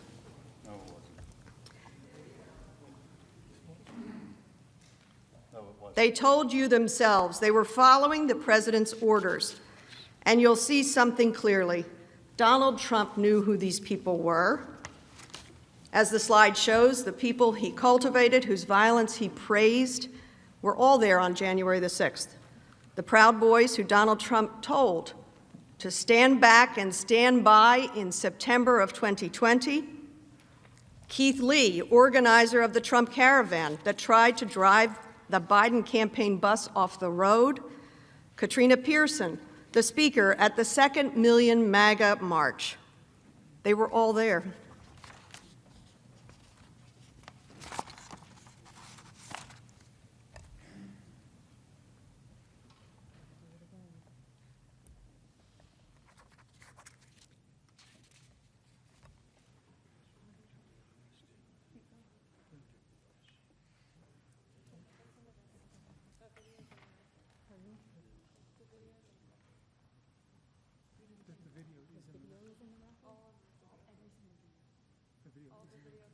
The video you're about to see is in the record. The last one, too. The one he objected to is in the record. Oh, correction. The record did include appropriately the last video. So we will keep that in the record, and I will keep it in my closing remarks. True. Never saw it. Can we play the next video? They don't even know what they put in. It's not played. They don't even know what they put in.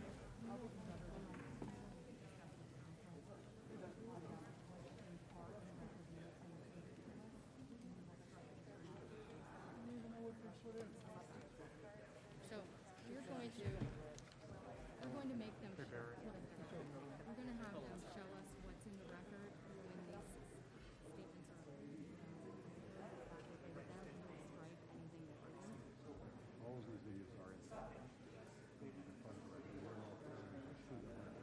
are the transcripts of the videos are in the record. The videos actually themselves. Which form does the record take? I've got them all. It has a reference. Okay. All right. Well, can you show us where that is so we can be done with this? Okay. Someone show us where that is so we can stop doing this? Yeah. Andrew? No, I have it memorized. These things are in.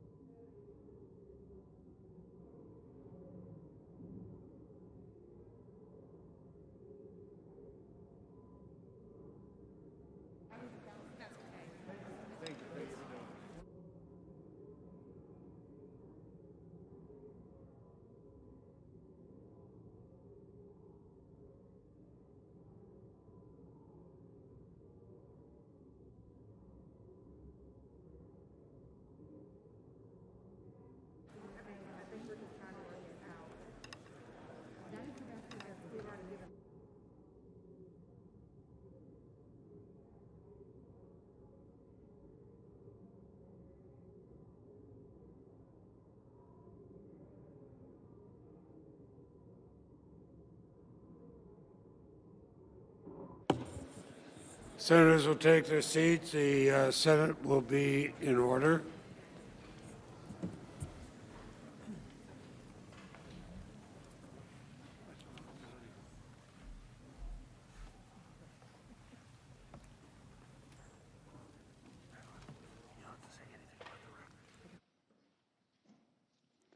Representative may continue.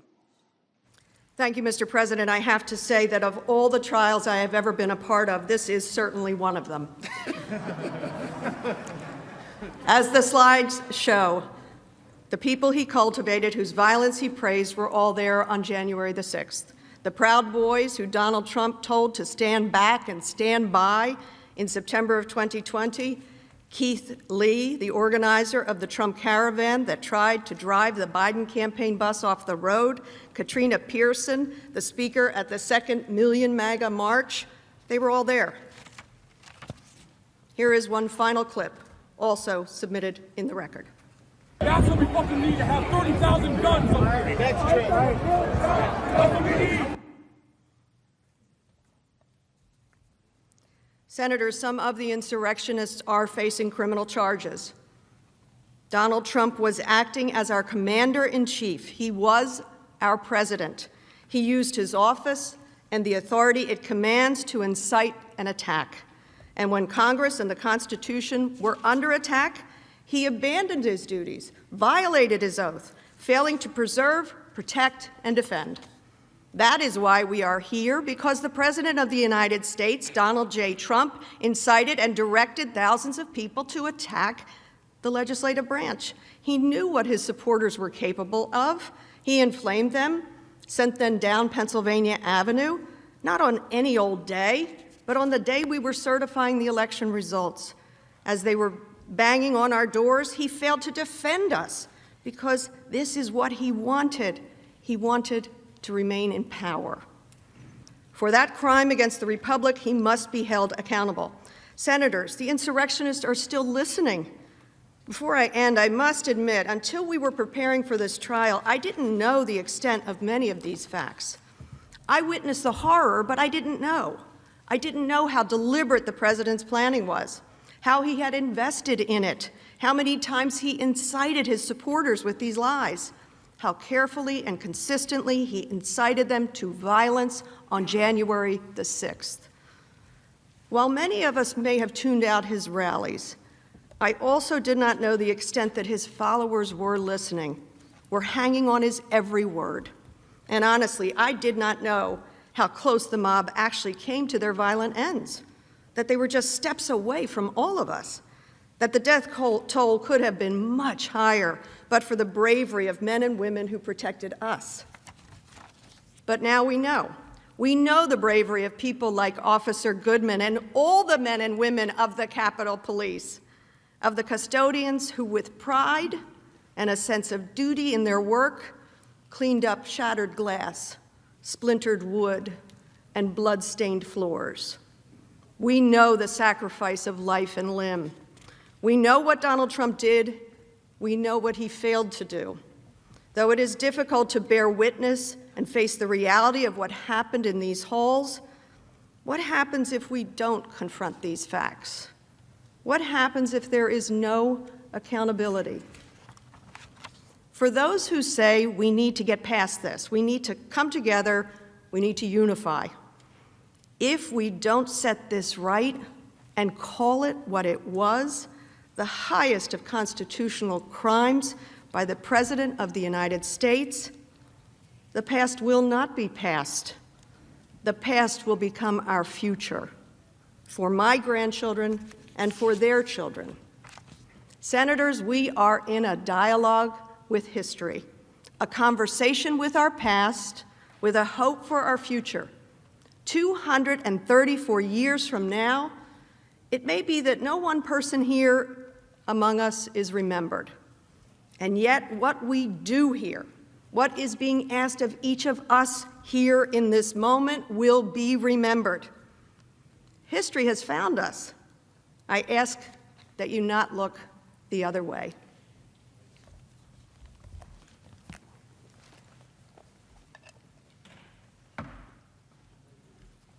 I'd now like to bring up Mr. Neguse.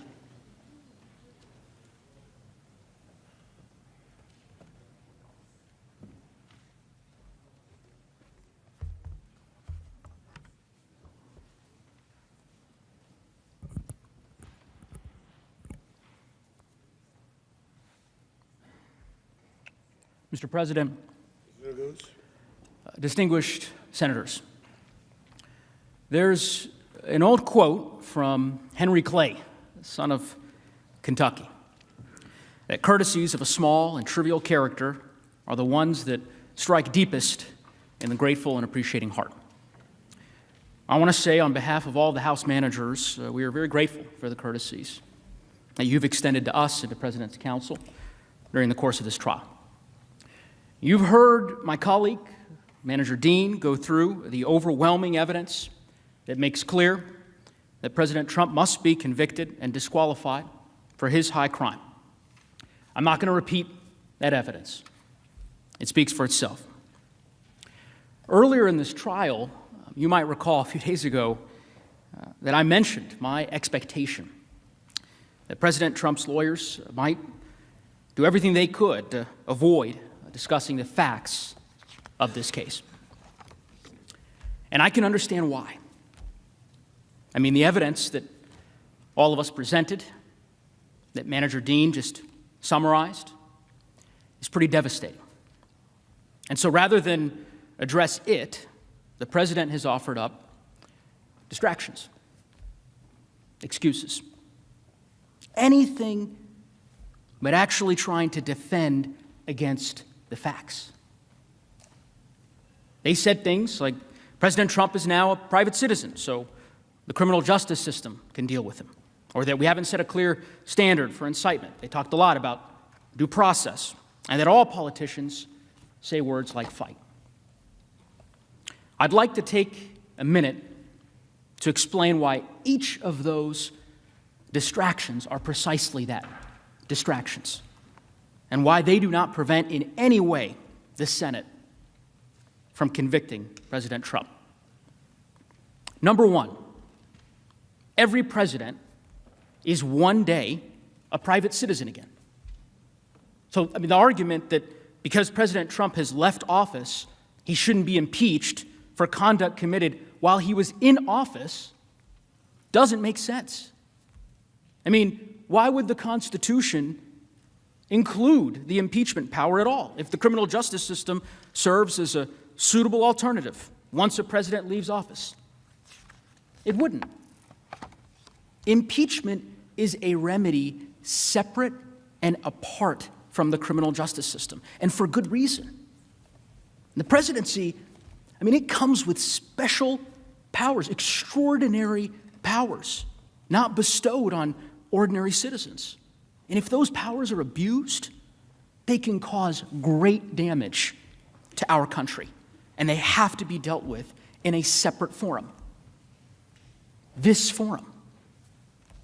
And it would be unwise to suggest that going forward, the only appropriate response to constitutional offenses committed by a president are criminal charges when the president returns to private life. That's not the kind of political system any of us want. And it's not the kind of constitutional system the framers intended. Second, it is true, we haven't cited criminal statutes establishing elements of incitement because, again, this isn't a criminal trial. It's not a criminal case. President Trump is charged with a constitutional offense, and you are tasked with determining whether or not he committed that high crime as understood by our framers. So the relevant question, which President Trump's lawyers would have you ignore, is would our framers have considered a president inciting a violent mob to attack our government while seeking to stop the certification of our elections? Would they have considered that an impeachable offense? Who among us really thinks the answer to that question is no?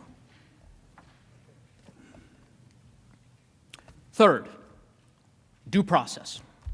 So, just to be absolutely clear, the House, with the sole power of impeachment, determines what the process looks like in the House, and the Senate does the same for the trial. During this trial, the president has counsel. They've argued very vigorously on his behalf. We had a full presentation of evidence, adversarial presentations, motions. The president was invited to testify. He declined. The president was invited to provide exculpatory evidence. He declined. You can't claim there's no due process when you won't participate in the process. And we know this case isn't one that requires a complicated legal analysis. You lived it. The managers and I, we lived it. Our country lived it. The president, in public view, right out in the open, incited a violent mob. A mob that temporarily, at least, stopped us from certifying an election. If there were ever an exigent circumstance, this is it. Number 4, we all know that President Trump's defense, as we predicted, spent a lot of time, a whole lot of time, comparing his conduct to other politicians, using words like fight. And of course, you saw the hours of video. As I said on Thursday, we trust you to know the difference. Because what you will not find in those video montages that they showed you is any of those speeches, those remarks culminating in a violent insurrection on our nation's capital. That's the difference. The president spent months inflaming his supporters to believe that the election had been stolen from him, from them, which was not true. He summoned the mob, assembled the mob, and when the violence erupted, he did nothing to stop it, instead inciting it further. Senators, all of these arguments offered by the president have one fundamental thing in common. One. They have nothing to do with whether or not, factually, whether or not the president incited this attack. They've given you a lot of distractions so they don't have to defend what happened here on that terrible day. And they do that because they believe those distractions are going to work. That you'll ignore the president's conduct instead of confronting it. I think they're wrong. Some of you know this already. I'm the youngest member of our manager team by quite a few years. So perhaps I'm a bit naive, but I just don't believe that. I really don't. I don't believe their effort is going to work. And here is why. Because I know what this body is capable of. I may not have witnessed it, but I've read about it in the history books. I've seen the C-SPAN footage. Archives, sometimes watched them for hours. And yes, I've actually done that. And the history of our country in those books and in those tapes, the history of this country has been defined right here on this floor. The 13th Amendment, the amendment abolishing slavery, was passed in this very room. In this room, not figuratively, literally, where you all sit and where I stand. In 1964, this body, with the help of senators like John Sherman Cooper and so many others, this body secured passage of the Civil Rights Act. We made the decision to enter World War II from this chamber. We've certainly had our struggles, but we've always risen to the occasion when it mattered the most. Not by ignoring injustice or cowering to bullies and threats, but by doing the right thing, by trying to do the right thing. And that's why so many nations around the world aspire to be like America. They stand up to dictators and autocrats and tyrants because America is a guiding light for them, a North Star. They do so, they look to us because we have been a guiding light, a north star in these moments. Because the people who sat in your chairs, when confronted with choices that define us, rose to the occasion. I want to offer one more example of a decision made in this room by this body that resonated with me. The first day I stood up in this trial, I mentioned that I was the son of immigrants, like many of you, and many senators graciously approached me after my presentation and asked me where my parents were from. And I told those who asked that my folks were from East Africa. In 1986, this body considered a bill to override President Reagan's veto of legislation imposing sanctions on South Africa during apartheid. 2 senators who sit in this room, one Democrat and one Republican, voted to override that veto. That vote was not about gaining political favor. And in fact, it was made despite potentially losing political favor. And I have to imagine that that vote was cast, like the decisions before it, because there are moments that transcend party politics and that require us to put country above our party because the consequences of not doing so are just too great. Senators, this is one of those moments. Many folks who are watching today's proceedings may not know this, but House members like me and Lead Manager Raskin, our fellow managers, we're not allowed on the Senate floor without express permission. No one is. Certainly the senators are aware of that. This floor is sacred. It's one of the reasons why I, like so many of you, was so offended to see it desecrated by that mob. To see those insurrectionists diminishing and devaluing and disrespecting these hallowed halls that my whole life I have held in such awe. Because of those rules that I just mentioned, this will be the only time I have the privilege to stand before you like this. When the trial's over, I'll go back to being not an impeachment manager, but back to being just a House member. The trial will end, and we'll resume our lives and our work. But for some, there will be no end to the pain of what happened on January 6th. The officers who struggled to recover from the injuries they sustained to protect us, they struggle to recover today. The families who continue to mourn those who they lost on that terrible, tragic day. I was struck yesterday by defense counsel's continued references to hate. One of my favorite quotes of Dr. Martin Luther King Jr., it's one that has sustained me during times of adversity, I suspect it sustained some of you, is that I've decided to stick with love, that hate is too great a burden to bear. This trial is not born from hatred. Far from it. It's born from love of country, our country, our desire to maintain it, our desire to see America at its best. And in those moments that I spoke of, Civil Rights Act, so much more, we remember those moments because they helped define and enshrine America at its best.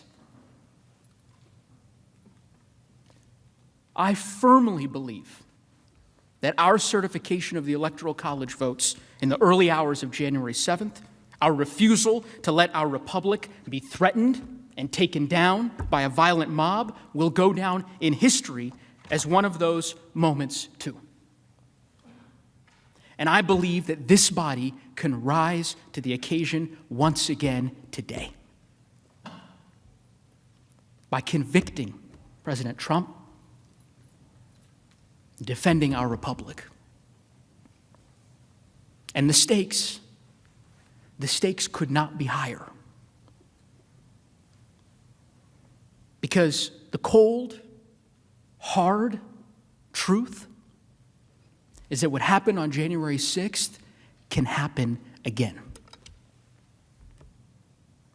I fear, like many of you do, that the violence we saw on that terrible day may be just the beginning.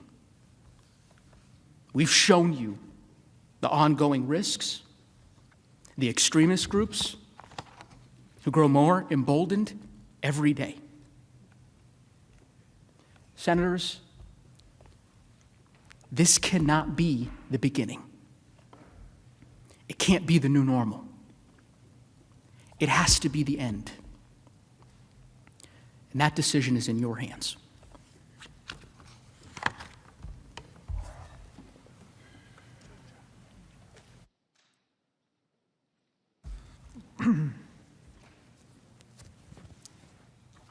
Mr. President. Mr. Raskin. Senators, my daughter Hannah said something to me last night that stopped me cold and brought me up short. Our kids have been very moved by all the victims of the violence, the officers and their families.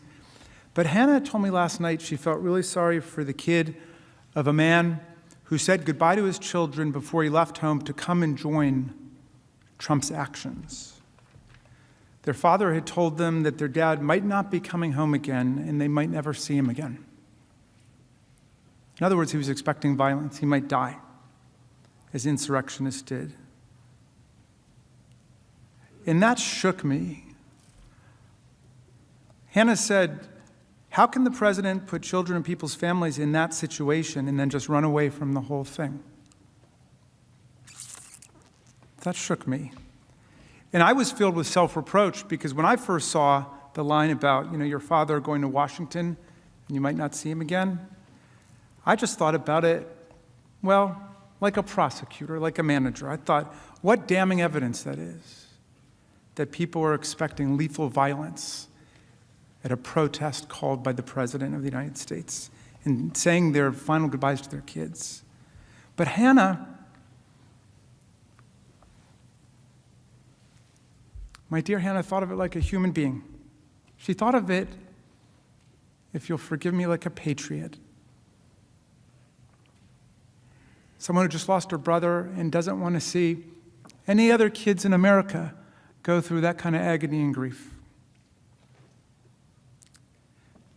Senators, when I say all three of my kids are better than me, you know that I am not engaged in idle flattery. Maybe some of you feel the same way about your kids. They're literally better people than me. They've got a lot of their mom, Sarah Bloom Raskin, in them. And they're better than me. And Hannah saw through the legality of the situation. She saw through the politics of the situation, all the way to the humanity of the situation, the morality of the situation. That was one of the most patriotic things I ever heard anybody say. The children of the insurrectionists, even the violent and dangerous ones, they're our children too. They are Americans, and we must take care of them and their future. We must recognize and exercise these crimes against our nation, and then we must take care of our people and our children, their hearts and their minds. As Tommy Raskin used to say, it's hard to be human. Many of the Capitol and Metropolitan Police officers and guardsmen and women who were beaten up by the mob also have kids. You remember Officer Fanone, who had a heart attack after being tased and roughed up for hours by the mob, and then begged for his life, telling the insurrectionists that he had 4 daughters. And that just about broke my heart all over again. We talked about this for a long time last night. My kids felt terrible that other kids' fathers and mothers were pulled into this nightmare by a president of the United States. Senators, we proved he betrayed his country. We proved he betrayed his Constitution. We proved he betrayed his oath of office. The startling thing to recognize now is that he is even betraying the mob. He told them he would march with them, and he didn't. They believed the president was right there with them somewhere in the crowd, fighting the fantasy conspiracy to steal the election and steal their country away from them. They thought they were one big team working together. He told them their great journey together was just beginning, and now there are hundreds of criminal prosecutions getting going all over the country. People getting set to say goodbye to members of their family. And the president who contacted them, solicited them, lured them, invited them, incited them, that president has suddenly gone quiet and dark. Nowhere to be found. He cannot be troubled to come here to tell us what happened and tell us why this was the patriotic and the constitutional thing to do. Senators, this trial in the final analysis is not about Donald Trump. The country and the world know who Donald Trump is. This trial is about who we are. Who we are.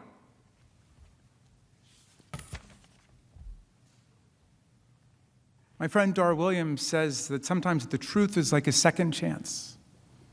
We've got a chance here with the truth. Do we still believe in the separation of powers? President Trump tried to sideline or run over every other branch of government, thwart the will of the people at the state level, usurp the people's choice for president. This case is about whether our country demands a peaceful, nonviolent transfer of power to guarantee the sovereignty of the people. Are we going to defend the people who defend us? Not just honor them with medals, as you rightfully did yesterday, but actually back them up against savage, barbaric, insurrectionary violence? Will we restore the honor of our capital and the people who work here?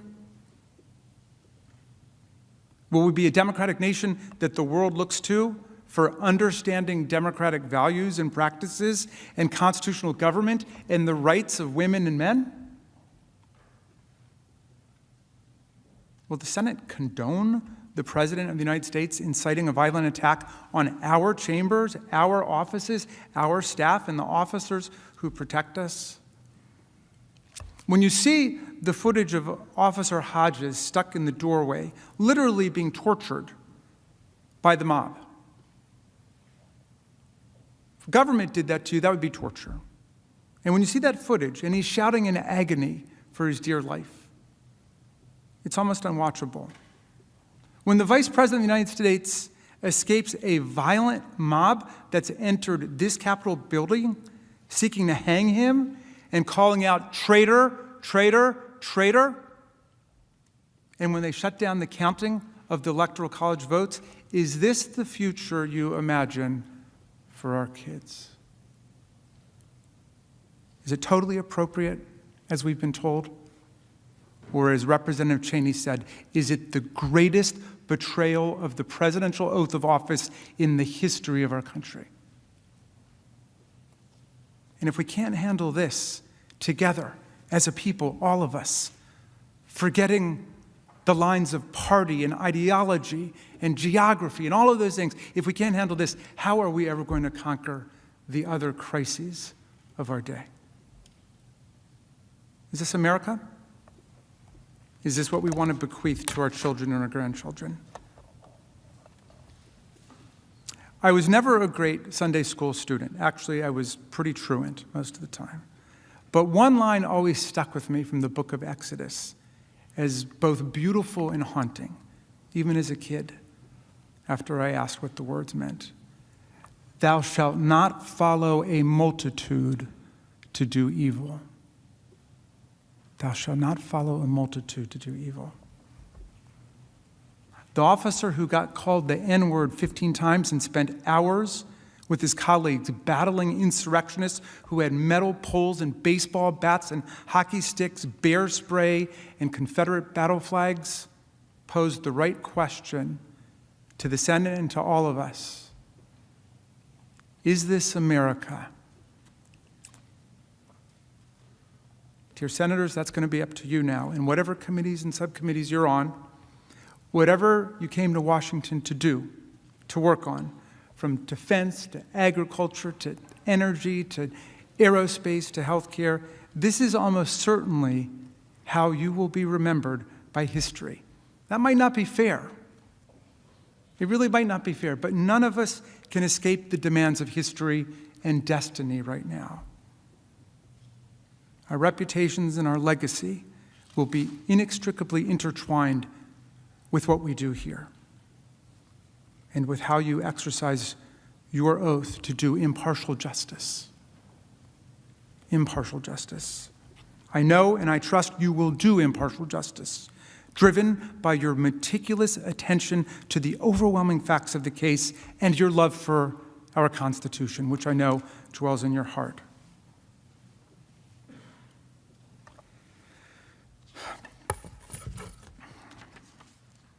The times have found us, said Tom Paine, the namesake of my son. The times have found us.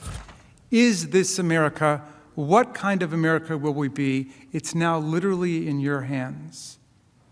Godspeed to the Senate of the United States. We reserve any remaining time. The House is reserved 28 minutes.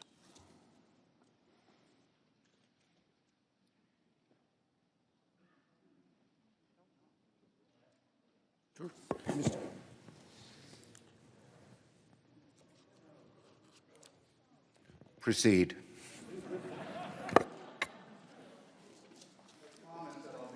I'm talking, and it will not be so long. And before I start my prepared closing, I really want to clean up a few things from the mess that was the closing of the House managers.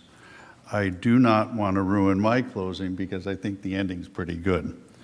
What they didn't, they started off by misstating the law, and they started off by misstating the intent of our stipulation. What we did today was stipulate to an article that was published in a magazine. Apparently they've had for weeks, according to the documents they produced today, but for some reason this morning popped up with it. The stipulation was that they can put that in. We did not stipulate to its contents for truthfulness. And they tried to portray that in their closing as the stipulation. The stipulation was read into the record. The proponents of that conversation, the real ones, have denied its content, its veracity. With respect to, I'm not going to talk much about the tortured analysis of our arson laws that started off, or the truly sideways analogies that were used with fires. What I do want to talk about, though, is the doctoring of evidence.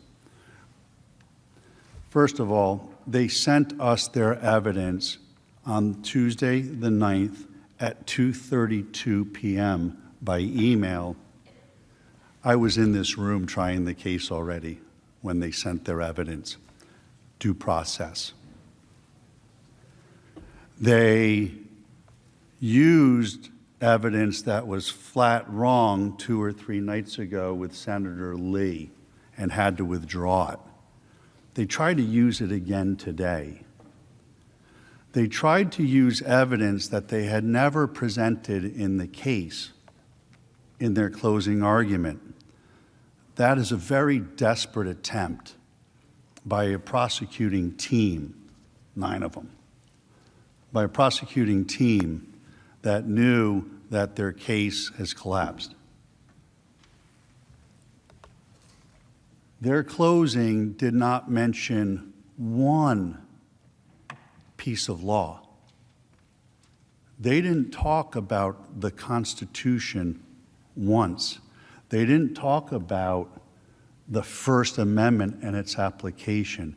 They didn't talk about due process and how it applies to this proceeding for my client.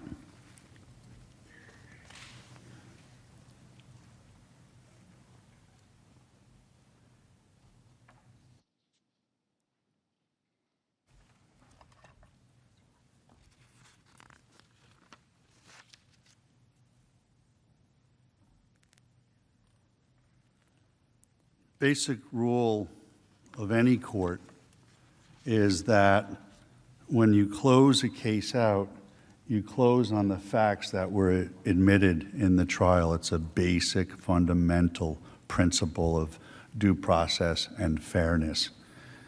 And that was violently breached today on multiple occasions. And you have to ask yourself, why? Why did they resort to those tactics at this moment in time?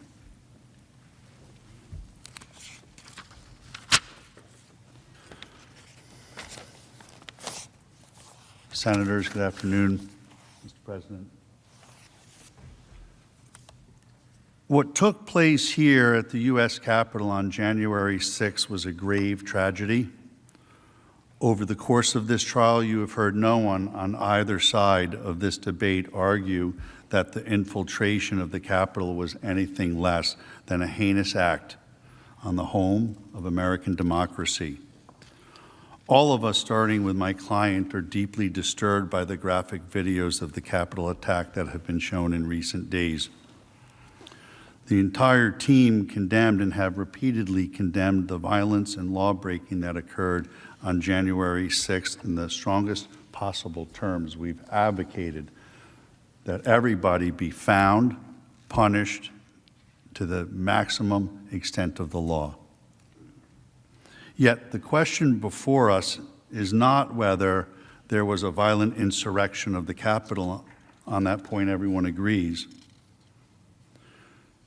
Based on the explicit text of the House impeachment article, this trial is about whether Mr. Trump willfully engaged in incitement of violence and even insurrection against the United States.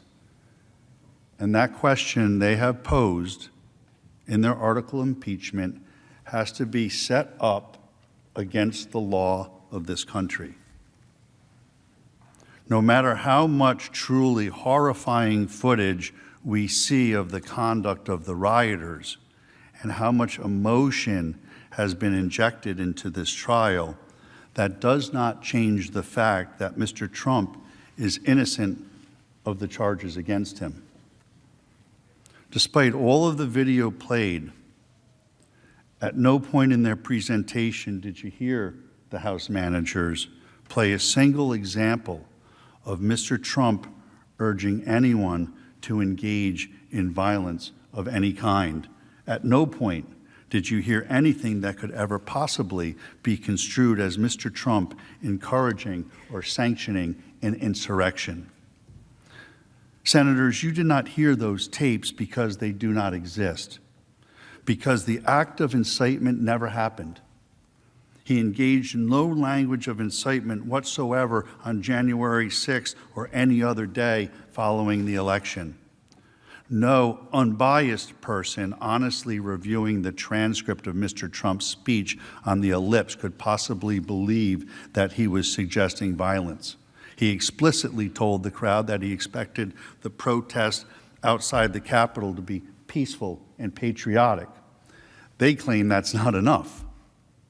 His entire premise was that the proceedings of the joint session should continue. He spent nearly the entire speech talking about how he believes the senators and members of Congress should vote on the matter. It's the words. The Supreme Court ruled in Brandenburg that there is a very clear standard for incitement.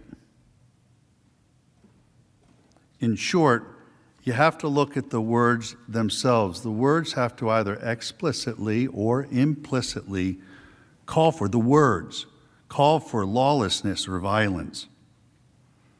whether the speech, you have to determine whether the speech was intended to provoke the lawlessness, and whether the violence was the likely result of the word itself. They fail on all three prongs.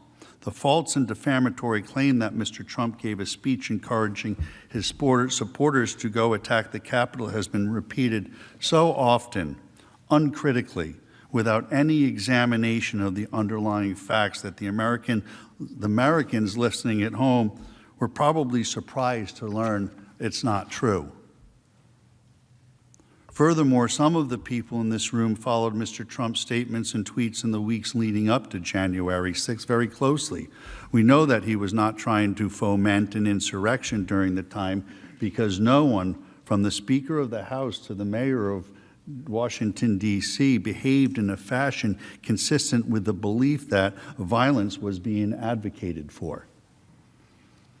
Mr. Trump did not spend the weeks prior to January 6th inciting violence. He spent those weeks pursuing his election challenge through the court system and other legal procedures exactly as the Constitution and the Congress prescribe.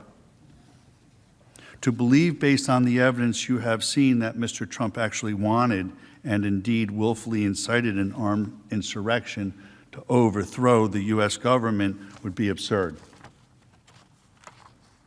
The gathering on January 6th was supposed to be an entirely peaceful event.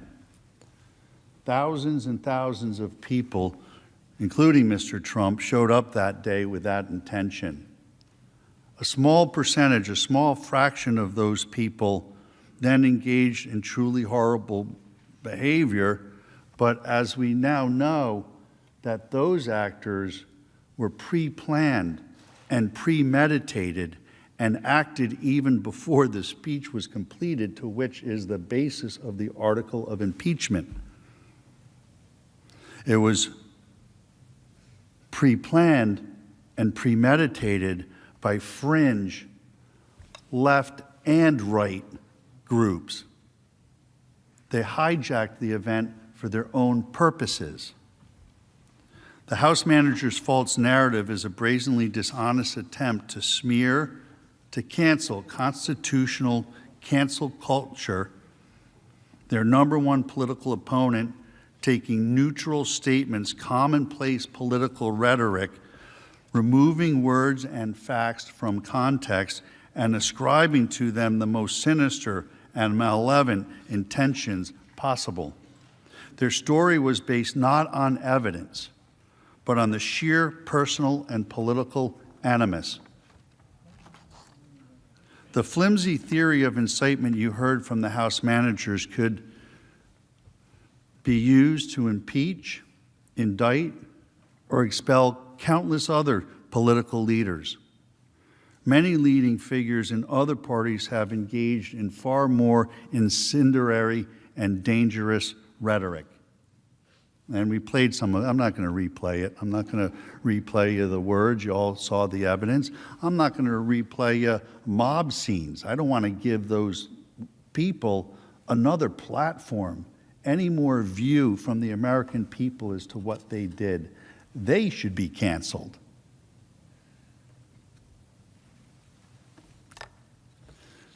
Democrat politicians spent months prior to January 6th attacking the very legitimacy of our nation's most cherished institutions and traditions.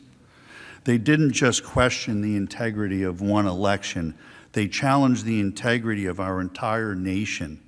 Everything from our founding fathers, our Constitution, Declaration of Independence, law enforcement officers, and United States military. They said that our society was rooted in hatred. They even said that America deserved, and I'll quote, a reckoning. As you heard yesterday, throughout the summer, Democrat leaders, including the current president and vice president, repeatedly made comments that provided moral comfort to mobs attacking police officers. During that time, many officers across the country were injured. As we all know, 2 sheriff's deputies in Los Angeles were ambushed and shot at point-blank range. Members of this very body have been in danger. Senators from Maine to Kentucky and most points in between have been harassed by mobs. Last August, a menacing left-wing mob swarmed Senator Rand Paul and his wife as they left the White House, and they had to be rescued by police. For months, our federal courthouse in Portland was placed under siege by violent anarchists who attacked law enforcement officers daily and repeatedly and tried to set fire to the building. Speaker Pelosi did not call the violent siege of the federal building an insurrection. She called the federal agents protecting the courthouse stormtroopers. The White House complex was besieged by mobs that threw bricks, rocks, and bottles at Secret Service agents, set fire to an historic structure, and breached a security fence to infiltrate the Treasury grounds. When my client's administration sent in the National Guard to secure the nation's capital city amidst the violence, Democrat leaders demanded that the forces be withdrawn. The Washington, D.C. mayor said the presence of the National Guard was an affront to the safety of the district. It must be fully investigated whether political leadership here in Washington, D.C. took an inadequate and irresponsible forced posture on January 6th because of their commitment to the false narrative of what happened last June. Hopefully, we can all now agree that the administration acted properly by taking action to stop a riotous mob, establishing an appropriate security perimeter, and prevent the White House from potentially being overrun. The House managers argued this week that an alleged brief delay in issuing a public statement from Mr. Trump on January 6th was somehow evidence that he committed incitement or supported the violence. Yet for months last year, Joe Biden, Vice President Harris, and countless of other Democrats repeatedly refused to condemn the extremism as riots were occurring daily, as businesses were being ramshackled, as neighborhoods were being burned, as bombs were exploding. They repeatedly refused to tell their violent supporters to stand down. Some even suggested that the mob's actions were justified. Vice President Harris literally urged her followers to donate money to a fund to bail out the violent, extreme rioters so that they could get out and continue to do it over and over again. She later said that those folks were not going to let up and that they should not.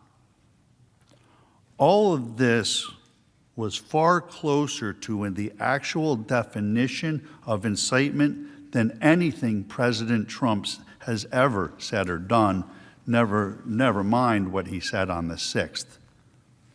It's a hypocrisy. It's a hypocrisy that the House managers have laid at the feet of this chamber.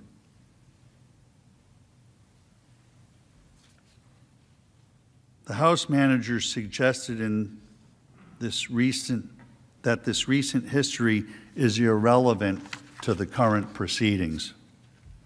But not only is Democrats' behavior surrounding last year's riots highly relevant as precedent, and not only does it reveal the dishonesty and insincerity of this entire endeavor, it also provides crucial context that should inform our understanding of the events that took place on January 6th. Many of the people who infiltrated the Capitol took pictures of themselves and posted them on social media. To some, it seems, they thought that it was all a game. They apparently believed that violent mobs, destruction of property, rioting, assaulting police, and vandalizing historic treasures was somehow now acceptable in the United States. Where might they have gotten that idea? I would suggest to you that it was not from Mr. Trump. It was not Mr. Trump. It was not anyone in the Republican Party that spent the 6 months immediately prior to the Capitol assault giving rhetorical aid and comfort to mobs, making excuses for rioters, celebrating radicalism, and explaining that angry, frustrated, and marginalized people were entitled to blow off steam like that. Let me be very clear. There can be no excuse for the depraved actions of the rioters here at the Capitol or anywhere else across this country. 100% of those guilty of committing crimes deserve lengthy prison sentences for their shameful and depraved conduct. But this trial has raised the question about words, actions, and consequences. As a nation, we must ask ourselves, how did we arrive at this place where rioting and pillaging would become commonplace? I submit to you that it was month after month of political leaders and media personalities bloodthirsty for ratings, glorifying civil unrest, and condemning the reasonable law enforcement measures that are required to quell violent mobs. Hopefully, we can all leave this chamber in uniform agreement that all rioting is bad, and that law enforcement deserves our respect and support. That has been Mr. Trump's position from the very beginning. The real question in this case is, who is ultimately responsible for such acts of mayhem and violence when they are committed? The House Democrats want two different standards, one for themselves and one for their political opposition. They have carried out a grossly unconstitutional effort to punish Mr. Trump for protected First Amendment speech. It's an egregious violation of his constitutional rights.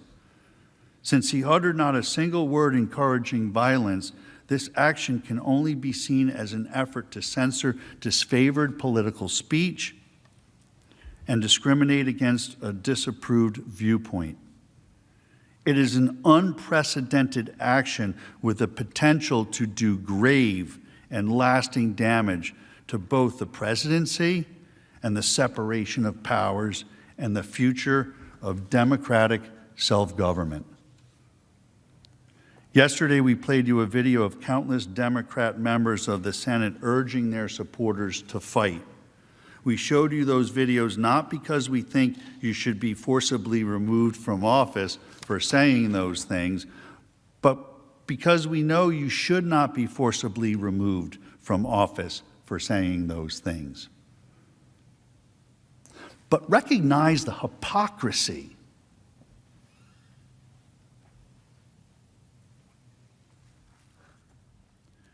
Yesterday in questioning, House Manager Raskin admitted that the House Democrats had invented an entirely new legal standard. In fact, they've created a new legal theory, the Raskin Doctrine.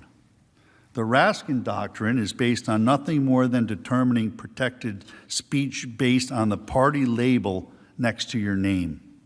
Regardless of what you have heard or what you have seen from the House managers, if you pay close attention, you will see that any speech made by Democrat elected officials is protected speech, while any speech made by Republican elected officials is not protected.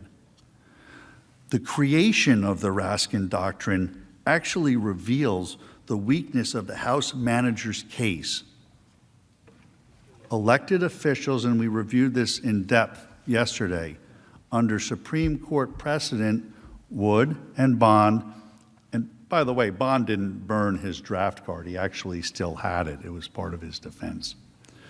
But in Bond and in Wood, the court clearly directed all to know that elected officials hold the highest protections of speech, the highest protections.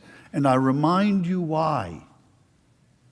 because you all need to be free to have robust political discussion, because your discussion is about how our lives are going to go. And that shouldn't be squelched by any political party on either side of the aisle, no matter who's the majority party at the time. Why would the House managers make up their own legal standard? I'll tell you why. Because they know they cannot satisfy the existing constitutional standard set forth by the United States Supreme Court that has existed for more than half a century. They argue Mr. Trump, as an elected official, has no First Amendment rights. It's the complete opposite of the law. We've shown you without contradiction that is wrong. They also know that they cannot satisfy the three-part test of Brandenburg, as elucidated in the Bible Believers case. There was absolutely no evidence that Mr. Trump's words were directed to inciting imminent lawless action.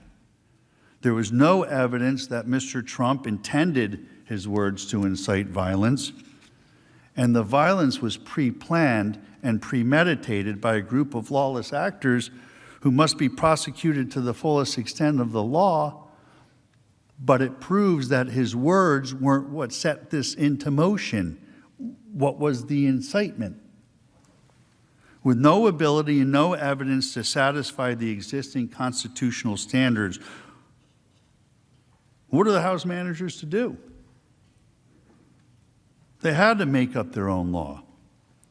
This is not only intellectually dishonest, folks, it's downright scary. What type of precedent would be set if the Senate did vote to convict? Can Congress now ignore Supreme Court precedent on the contours of protected free speech? Will Congress be permitted to continually make up their own legal standards and apply those new standards to elected officials' speech? This would allow Congress to use the awesome impeachment power as a weapon to impeach their fellow colleagues in the opposing party. This is not a precedent that this Senate can set here today. If the Senate endorses the House Democrats' absurd new theory, you will set a precedent that will trouble leaders from both parties, literally, for centuries to come.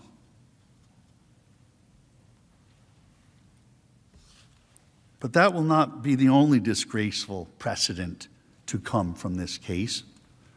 This has been perhaps the most unfair and flagrantly unconstitutional proceeding in the history of the United States Senate. For the first time in history, Congress has asserted the right to try and punish a former president who is a private citizen. Nowhere in the Constitution is the power enumerated or implied. Congress has no authority, no right, and no business holding a trial of citizen Trump, let alone a trial to deprive him of fundamental civil rights. There was mention of a January exception argument. The January exception argument is a creation of the House managers' own conduct by delaying. They sat on the article. They could have tried the president while he was still in office if they really believed he was an imminent threat. They didn't. The January exception is a red herring. It's nonsense. Because federal, state, and local authorities can investigate.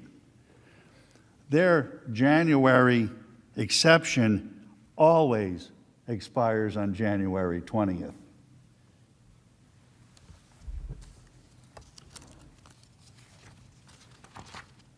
House Democrats and this deeply unfair trial have shamefully trampled every tradition, norm, and standard of due process in a way I've never, ever seen before. Mr. Trump was given no right to review the so-called evidence against him at trial. He was given no opportunity to question its propriety. He was given no chance to engage in fact-finding.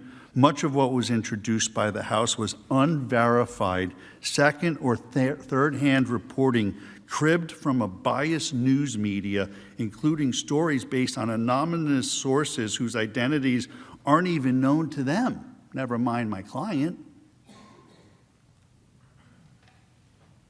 They manufactured and doctored evidence, so much so that they had to withdraw it. We had the evidence after we started the trial. They went on for 2 days. So in the evening, I was able to go back and take a really close look at the stuff.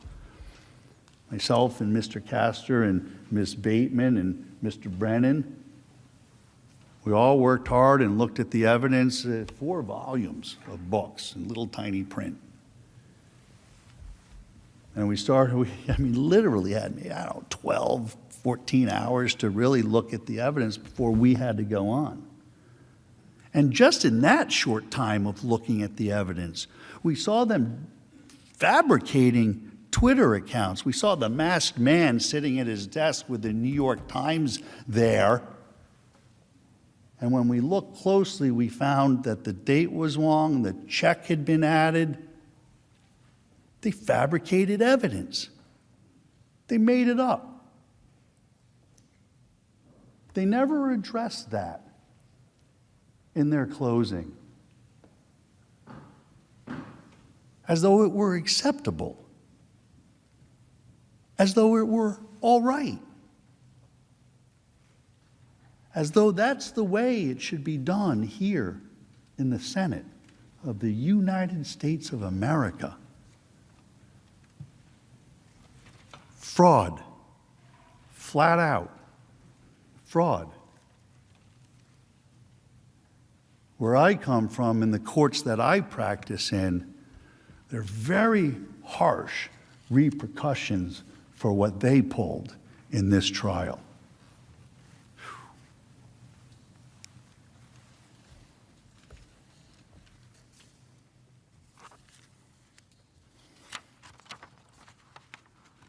As we have shown, the House managers were caught creating false representations of tweets,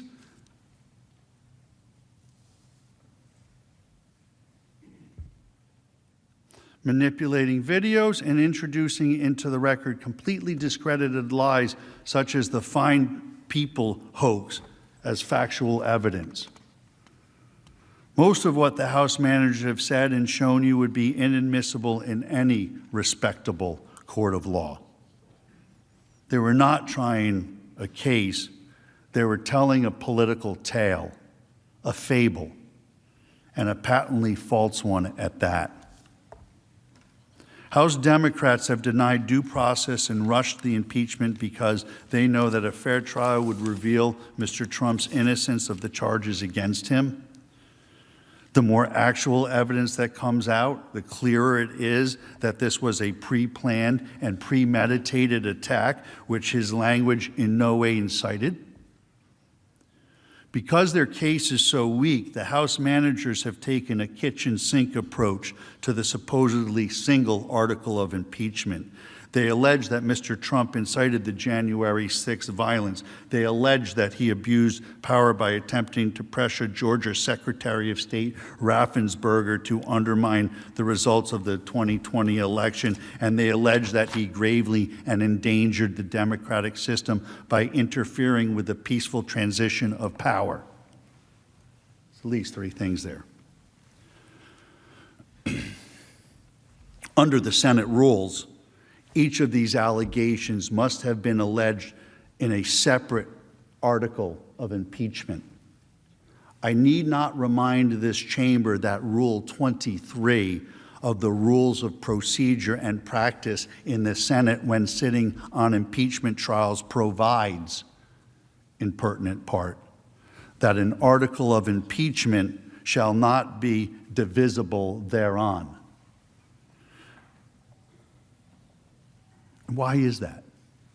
Because the article at issue here alleges multiple wrongs in the single article, it would be impossible to know if 2/3 of the members agreed on the entire article or just on parts of it as the basis for a vote to convict. Based on this alone, the Senate must vote to acquit Mr. Trump. You got to at least obey your own rules if it's not the Constitution you're going to obey. In short, this impeachment has been a complete charade from beginning to end. The entire spectacle has been nothing but the unhinged pursuit of a long-standing political vendetta against Mr. Trump by the opposition party. As we have shown, Democrats were obsessed with impeaching Mr. Trump from the very beginning of his term. The House Democrats tried to impeach him in his first year. They tried to impeach him in his second year.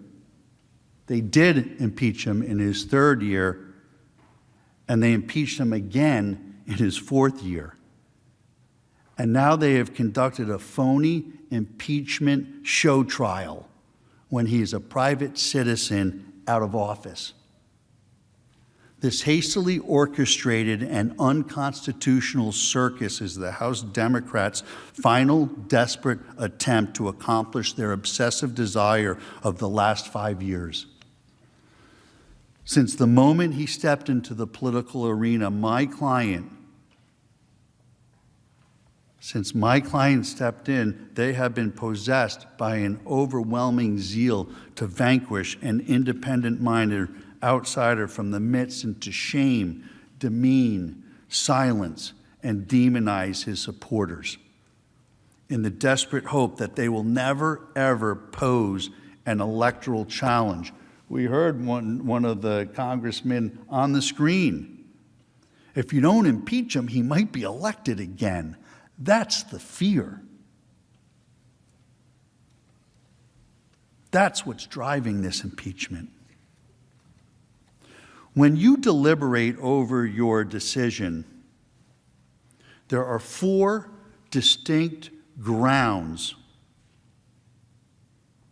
under which you must acquit my client. First is jurisdiction. There is no jurisdiction. And if you believe that, you still get to say it. 2, Rule 23. It had to be divisible. Each allegation had to be singularly set out in front of you so it could be voted on and to see if 2/3 of you think that they proved that case or not. They didn't do that. You got to ask yourself why. They know the Senate rules. They got them, and so did I. Why'd they do it? Because they hadn't investigated, first of all. But also, what they found out as they were preparing all of this, they couldn't do it. So if they threw as much in as they could and made as many bold, bald allegations as they could, then maybe 2/3 of you would fall for it. That's why the rules don't allow it to go that way. Due process, I've exhausted that subject. It's a really good reason for all of you in this chamber, to stop the politics, to read the Constitution and apply it to this proceeding, and acknowledge that the lack of due process, way over the top, shocking, and you must not stand for it. And of course, the First Amendment, the actual facts of this case. There were no words of incitement. 4 grounds. Nobody gets to tell you which ground to pick, and nobody gets to tell you how many grounds to consider. Senators, do not let House Democrats take this manacle crusade any further. The Senate does not have to go down this dark path of enmity and division. You do not have to indulge the impeachment lust, the dishonesty, and the hypocrisy. It is time to bring this unconstitutional political theater to an end. It is time to allow our nation to move forward. It is time to address the real business pressing this nation: the pandemic, our economy, racial inequality, economic and social inequality. These are the things that you need to be thinking and working on for all of us in America. All of us. With your vote, you can defend the Constitution, you can protect due process, and you can allow America's healing to begin. I urge the Senate to acquit and vindicate the Constitution of this great republic. Thank you. Who yields time?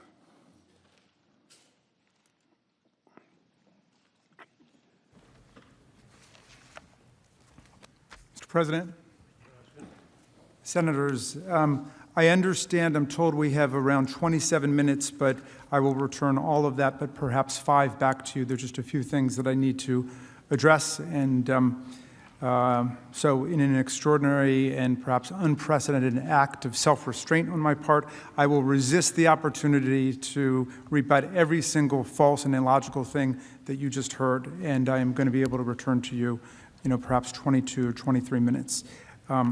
Few points. One, we have definitely made some progress in the last few days, because a few days ago, the president's team, although I think it was perhaps a member who has since left the team, lectured us that this was not an insurrection and said that the impeachment managers were outrageous in using the word insurrection. Today, counsel in his closing statement said it was a violent insurrection, and he denounced it. And I would certainly love to see President Trump also call it a violent insurrection and denounce it too. And I believe, although I don't have a verbatim text, that counsel called for long sentences for the people who were involved. Again, I would love to hear that come from the president as well. The distinguished counsel complains that there's no precedent with the developed body of law that the Senate has for impeaching and convicting a president who incites violent insurrection against the Congress and the government of the United States. Well, I suppose that's true because it never occurred to any other president of the United States, from George Washington to John Adams to Thomas Jefferson to James Madison to James Monroe to Abraham Lincoln to Ronald Reagan, to George W. Bush, to Barack Obama, to incite a violent insurrection against the Union. You're right, we've got no precedent for that. And so they think that that somehow is a mark in their favor. That's a score for them, that this Senate has to be the first one to define incitement of violent insurrection against the Union. And so the gentleman puts it on me. He says, inciting a president for committing incitement to violent insurrection against the Union is the new Raskin doctrine. We've tried to convince him that there are well-known principles and elements of incitement which we have talked to you about ad nauseum, and that this is an intrinsically, inherently fact-based judgment. But if that is the Raskin doctrine, that a president of the United States cannot incite violent insurrection against the Union and the Congress, then I embrace it, and I take it as an honor. Most law professors never even get a doctrine named after them. So I will accept that. And finally, the counsel goes back to Julian Bond's case, because I think in the final analysis, their best argument, as pathetically weak as it is really about the First Amendment. But remember, they keep talking about stifling President Trump's speech. Someone tell me when his speech has ever been stifled. He says exactly what he wants, whenever he wants. If and when you convict him for incitement of insurrection, he will continue to say whatever he wants on that day. Remember, they referred yesterday to interference with his liberty, which I found absolutely bizarre, because everybody knows that he will not spend 1 minute in prison or jail from conviction on these charges. It is a civil remedy to protect all of us, to protect the entire country, our children, our Constitution, our future. That's what impeachment, trial, conviction are all about. Julian Bond. See, I knew Julian Bond, so forgive me. Most people say, don't even respond to this stuff. I got to respond to this, okay? Julian Bond was a civil rights activist who decided to go into politics, like the people in this room, like all of us who are in politics. And they tried to keep him out. He was a member of SNCC, the Student Nonviolent Coordinating Committee, which really launched the voting rights movement in America. It's a great story that Bob Moses tells in his book called Radical Equations about, he was a graduate student in mathematics at Harvard, and he went down to Mississippi. You know why? Because he saw a picture in the New York Times of black civil rights protesters, college students, I think in North Carolina, AT&T, and he saw a picture of them on the cover of the New York Times, and they were sitting in at a lunch counter, and he looked at the picture and he said, they looked the way that I felt. They looked the way that I felt, and he said he had to go down south to Mississippi. And they launched the voting rights movement. That's where the phrase "one person, one vote" comes from. It was not invented by the Supreme Court. They would go door to door to try to register people to vote. But anyway, Julian Bond was part of that movement. The Student Nonviolent Coordinating Committee, nonviolence. It was the end and it was the means, nonviolence. And he ran for the state legislature in Georgia, a path other civil rights activists followed, like our great, late, beloved colleague John Lewis, who's in our hearts today. And when he got elected, they wanted to try to keep him from being sworn into the Georgia legislature. And so they said, the Student Nonviolent Coordinating Committee is taking a position against the Vietnam War. You're a member of SNCC. We're not going to admit you because you took a position against the Vietnam War. And the Supreme Court, in its wisdom, said you cannot prevent someone from swearing an oath to become a member of a legislative body because of a position that they took or a group they were a part of took before they got sworn in. That's the exact opposite of Donald Trump. He got elected to office. He swore an oath to the Constitution to preserve, protect, and defend the Constitution. He served as president for 4 years, right up until the end, when he wanted to exercise his rights under the imaginary January exception, and he incited a violent mob and insurrection to come up here, and we all know what happened. He is being impeached and convicted for violating his oath of office that he took. He's not being prevented from taking his oath in the first place. The First Amendment's on our side. He tried to overturn the will of the people, the voice of the people. He lost that election by more than 7 million votes. Some people don't want to admit it. Counsel for the president could not bring themselves to admit that the election's over. In answer to the question from the distinguished gentleman from Vermont, he refused to answer that. He said it was irrelevant, despite all of the evidence you've heard about the big lie and how that set the stage for his incitement of the insurrectionary violence against us. First Amendment is on our side. We are defending the Bill of Rights. We are defending the constitutional structure. We are defending the separation of powers. We're defending the U.S. Senate and the U.S. House against a president who acted no better than a marauder and a member of that mob by inciting those people to come here. And in many ways, he was worse. He named the date, he named the time, and he brought them here, and now he must pay the price. Thank you, Mr. President. Thank you, Mr. Raskin. Mr. President. The majority leader is recognized. Mr. President, the Senate is now ready to vote on the article of impeachment. And after that is done, we will adjourn the court of impeachment. The clerk will read the article of impeachment.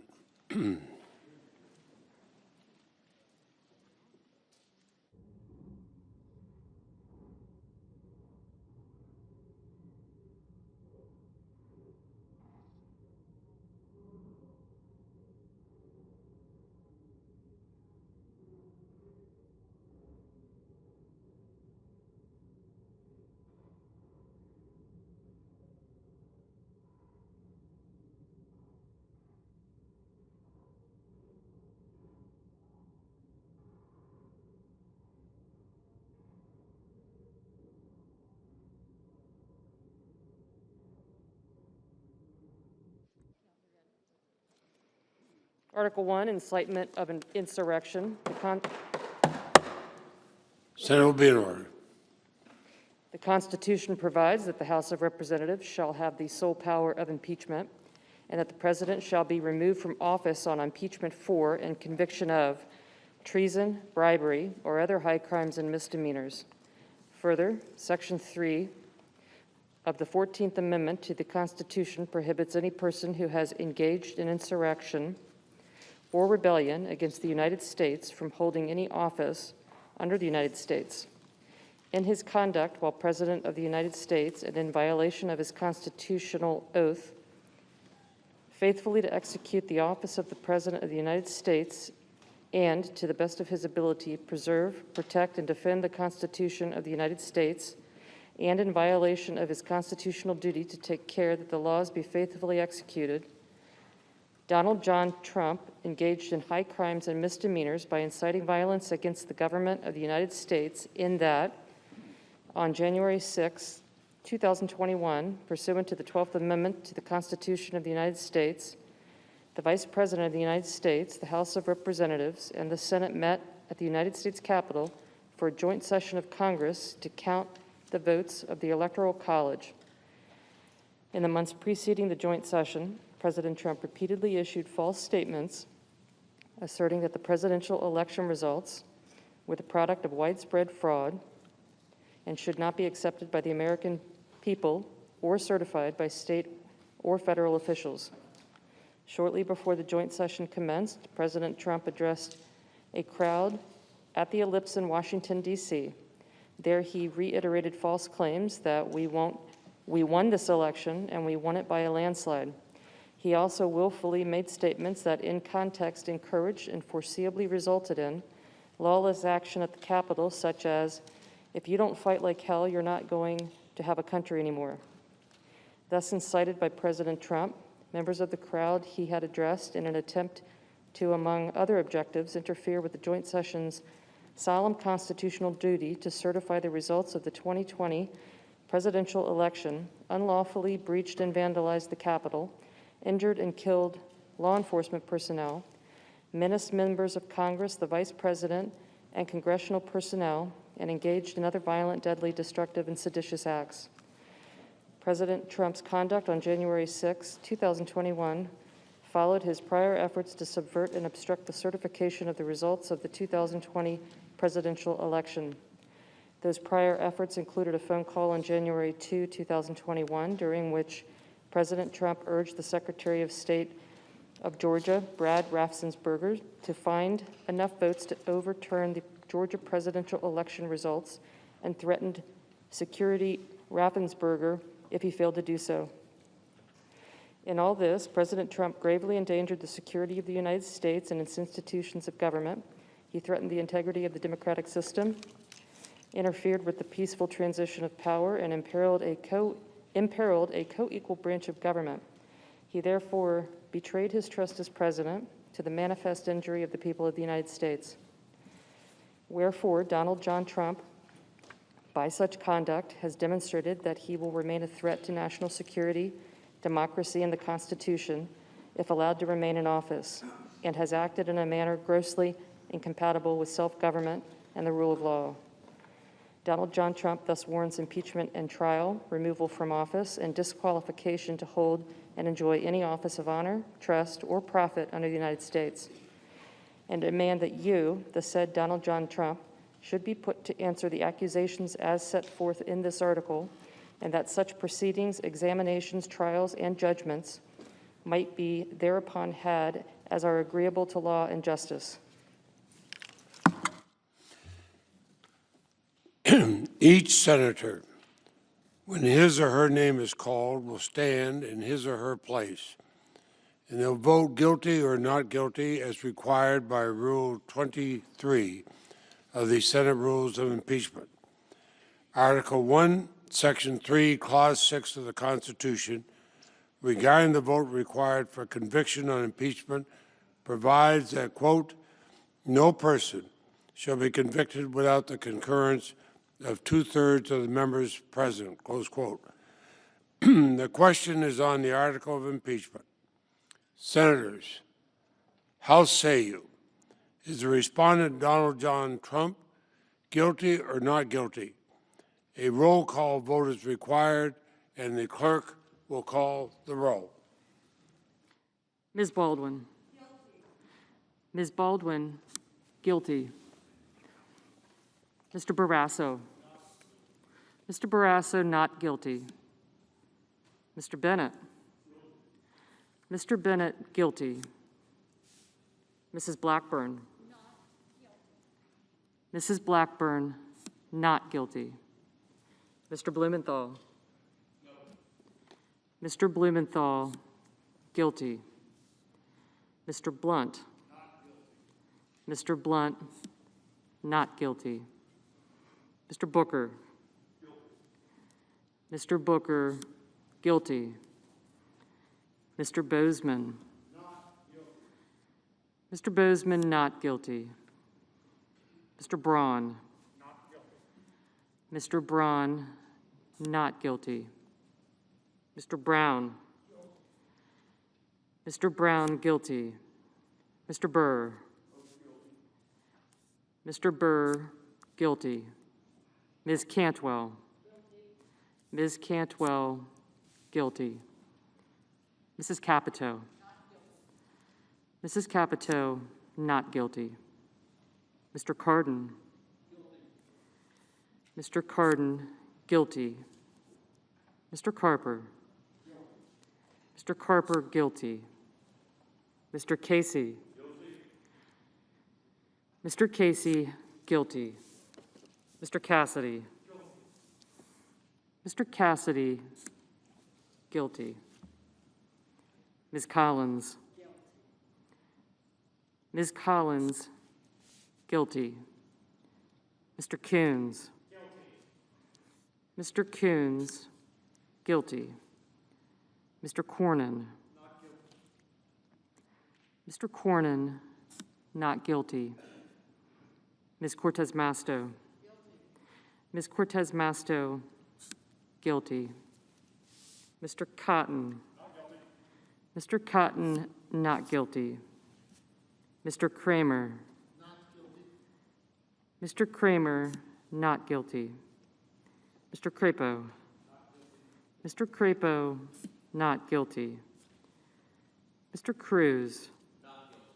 Mr. Cruz, not guilty. Mr. Daines. Mr. Daines, not guilty. Ms. Duckworth. Ms. Duckworth, guilty. Mr. Durbin. Mr. Durbin, guilty. Ms. Ernst. Ms. Ernst, not guilty. Mrs. Feinstein. Mrs. Feinstein, guilty. Mrs. Fisher. Mrs. Fisher, not guilty. Mrs. Gillibrand. Mrs. Gillibrand, guilty. Mr. Graham. Mr. Graham, not guilty. Mr. Grassley. Not guilty.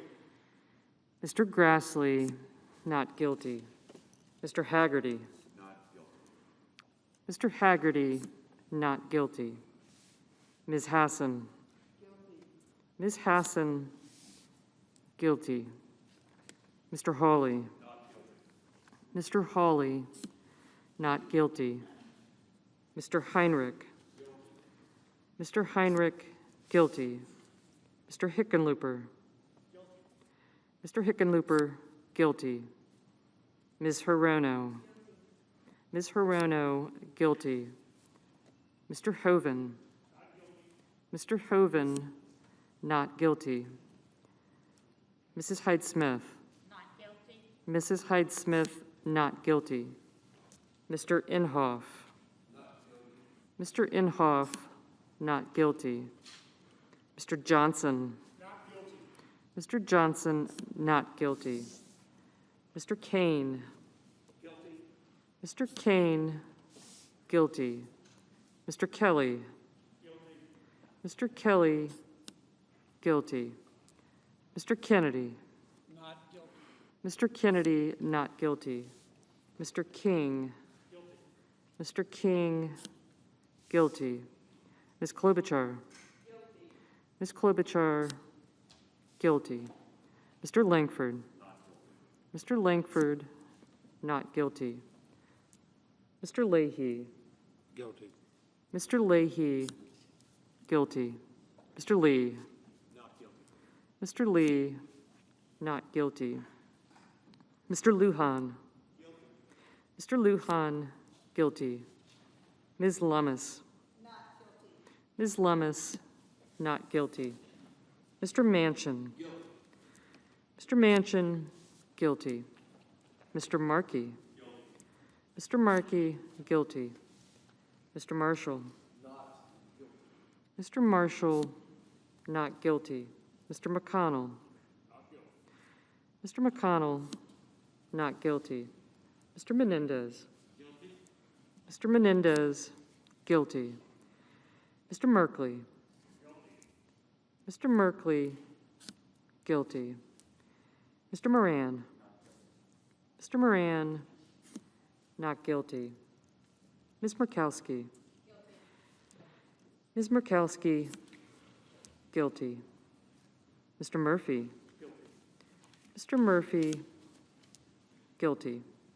Mrs. Murray. Mrs. Murray, guilty. Mr. Ossoff. Mr. Ossoff, guilty. Mr. Padilla.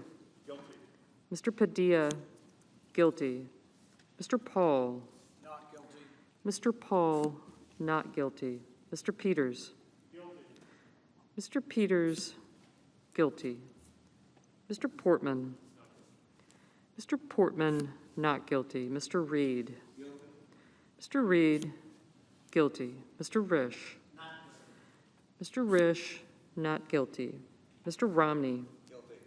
Mr. Romney, guilty. Ms. Rosen.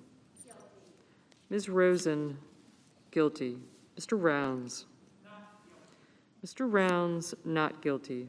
Mr. Rubio. Mr. Rubio, not guilty. Mr. Sanders. Mr. Sanders, guilty. Mr. Sass. Mr. Sass, guilty. Mr. Schatz. Mr. Schatz, guilty. Mr. Schumer. Mr. Schumer, guilty. Mr. Scott of Florida. Mr. Scott of Florida, not guilty. Mr. Scott of South Carolina. Mr. Scott of South Carolina, not guilty. Mrs. Shaheen. Mrs. Shaheen, guilty. Mr. Shelby. Mr. Shelby, not guilty. Ms. Sinema. Ms. Sinema, guilty. Ms. Smith. Ms. Smith, guilty. Ms. Stabenow. Ms. Stabenow, guilty. Mr. Sullivan. Mr. Sullivan, not guilty. Mr. Tester. Mr. Tester, guilty. Mr. Thune. Mr. Thune, not guilty. Mr. Tillis. Mr. Tillis, not guilty. Mr. Toomey. Mr. Toomey, Guilty. Mr. Tuberville? Not guilty. Mr. Tuberville? Not guilty. Mr. Van Hollen? Guilty. Mr. Van Hollen? Guilty. Mr. Warner? Guilty. Mr. Warner? Guilty. Mr. Warnock? Guilty. Mr. Warnock? Guilty. Ms. Warren? Guilty. Ms. Warren? Guilty. Mr. Whitehouse? Guilty. Mr. Whitehouse? Guilty. Mr. Wicker? Mr. Wicker? Not guilty. Mr. Wyden? Mr. Wyden? Guilty. Mr. Young? Not guilty. Mr. Young? Not guilty.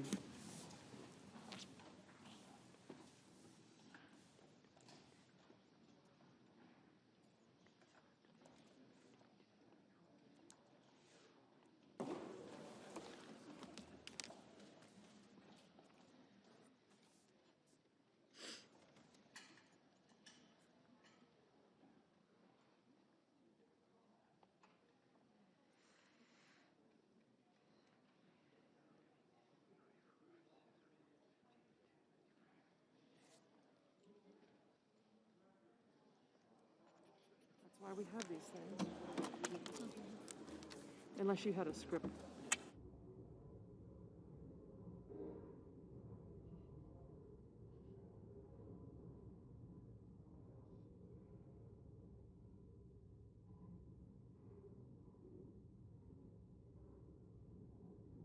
Handwriting there, the yeas are 57, the nays are 43.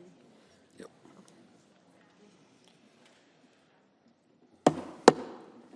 The yeas are 57. The nays are 43. Two-thirds of the senators present not having voted guilty. The Senate judges that the respondent, Donald John Trump, former President of the United States, is not guilty as charged in the article of impeachment. The presiding officer directs judgment to be entered in accordance with the judgment of the Senate as follows. The Senate, having tried Donald John Trump, former President of the United States, upon one article of impeachment exhibited against him by the House of Representatives, and two-thirds of the senators present not having found him guilty of the charge contained therein, it is therefore ordered and adjudged that the said Donald John Trump be, and he is hereby acquitted of the charge in said article.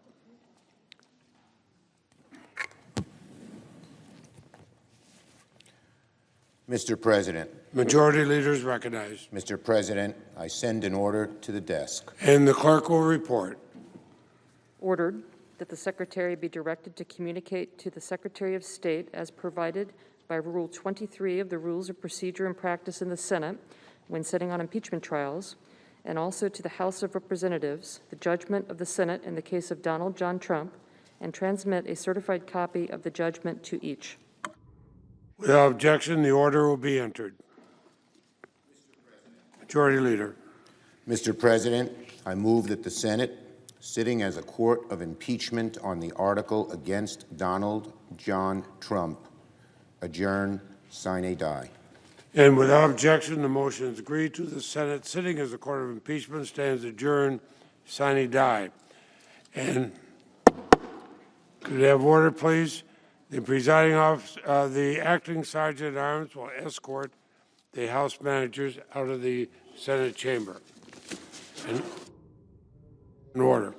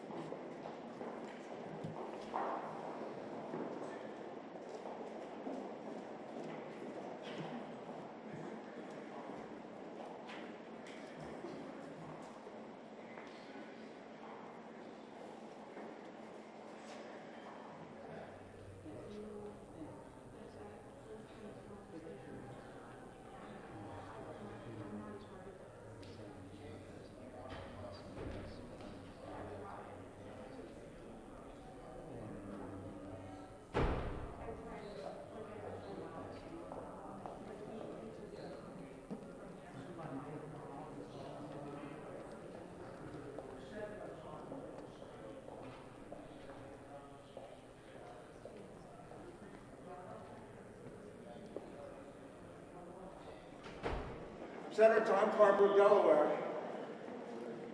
one of my former colleagues, Republican from a state in the Midwest who's now retired, called me the other night and he shared with me the words of William Wilberforce, British parliamentarian who fought for years against slavery for Great Britain, finally successful.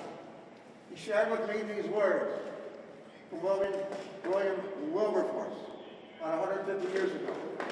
And I would just share these words with my Republican colleagues with affection, but I want to share them nonetheless.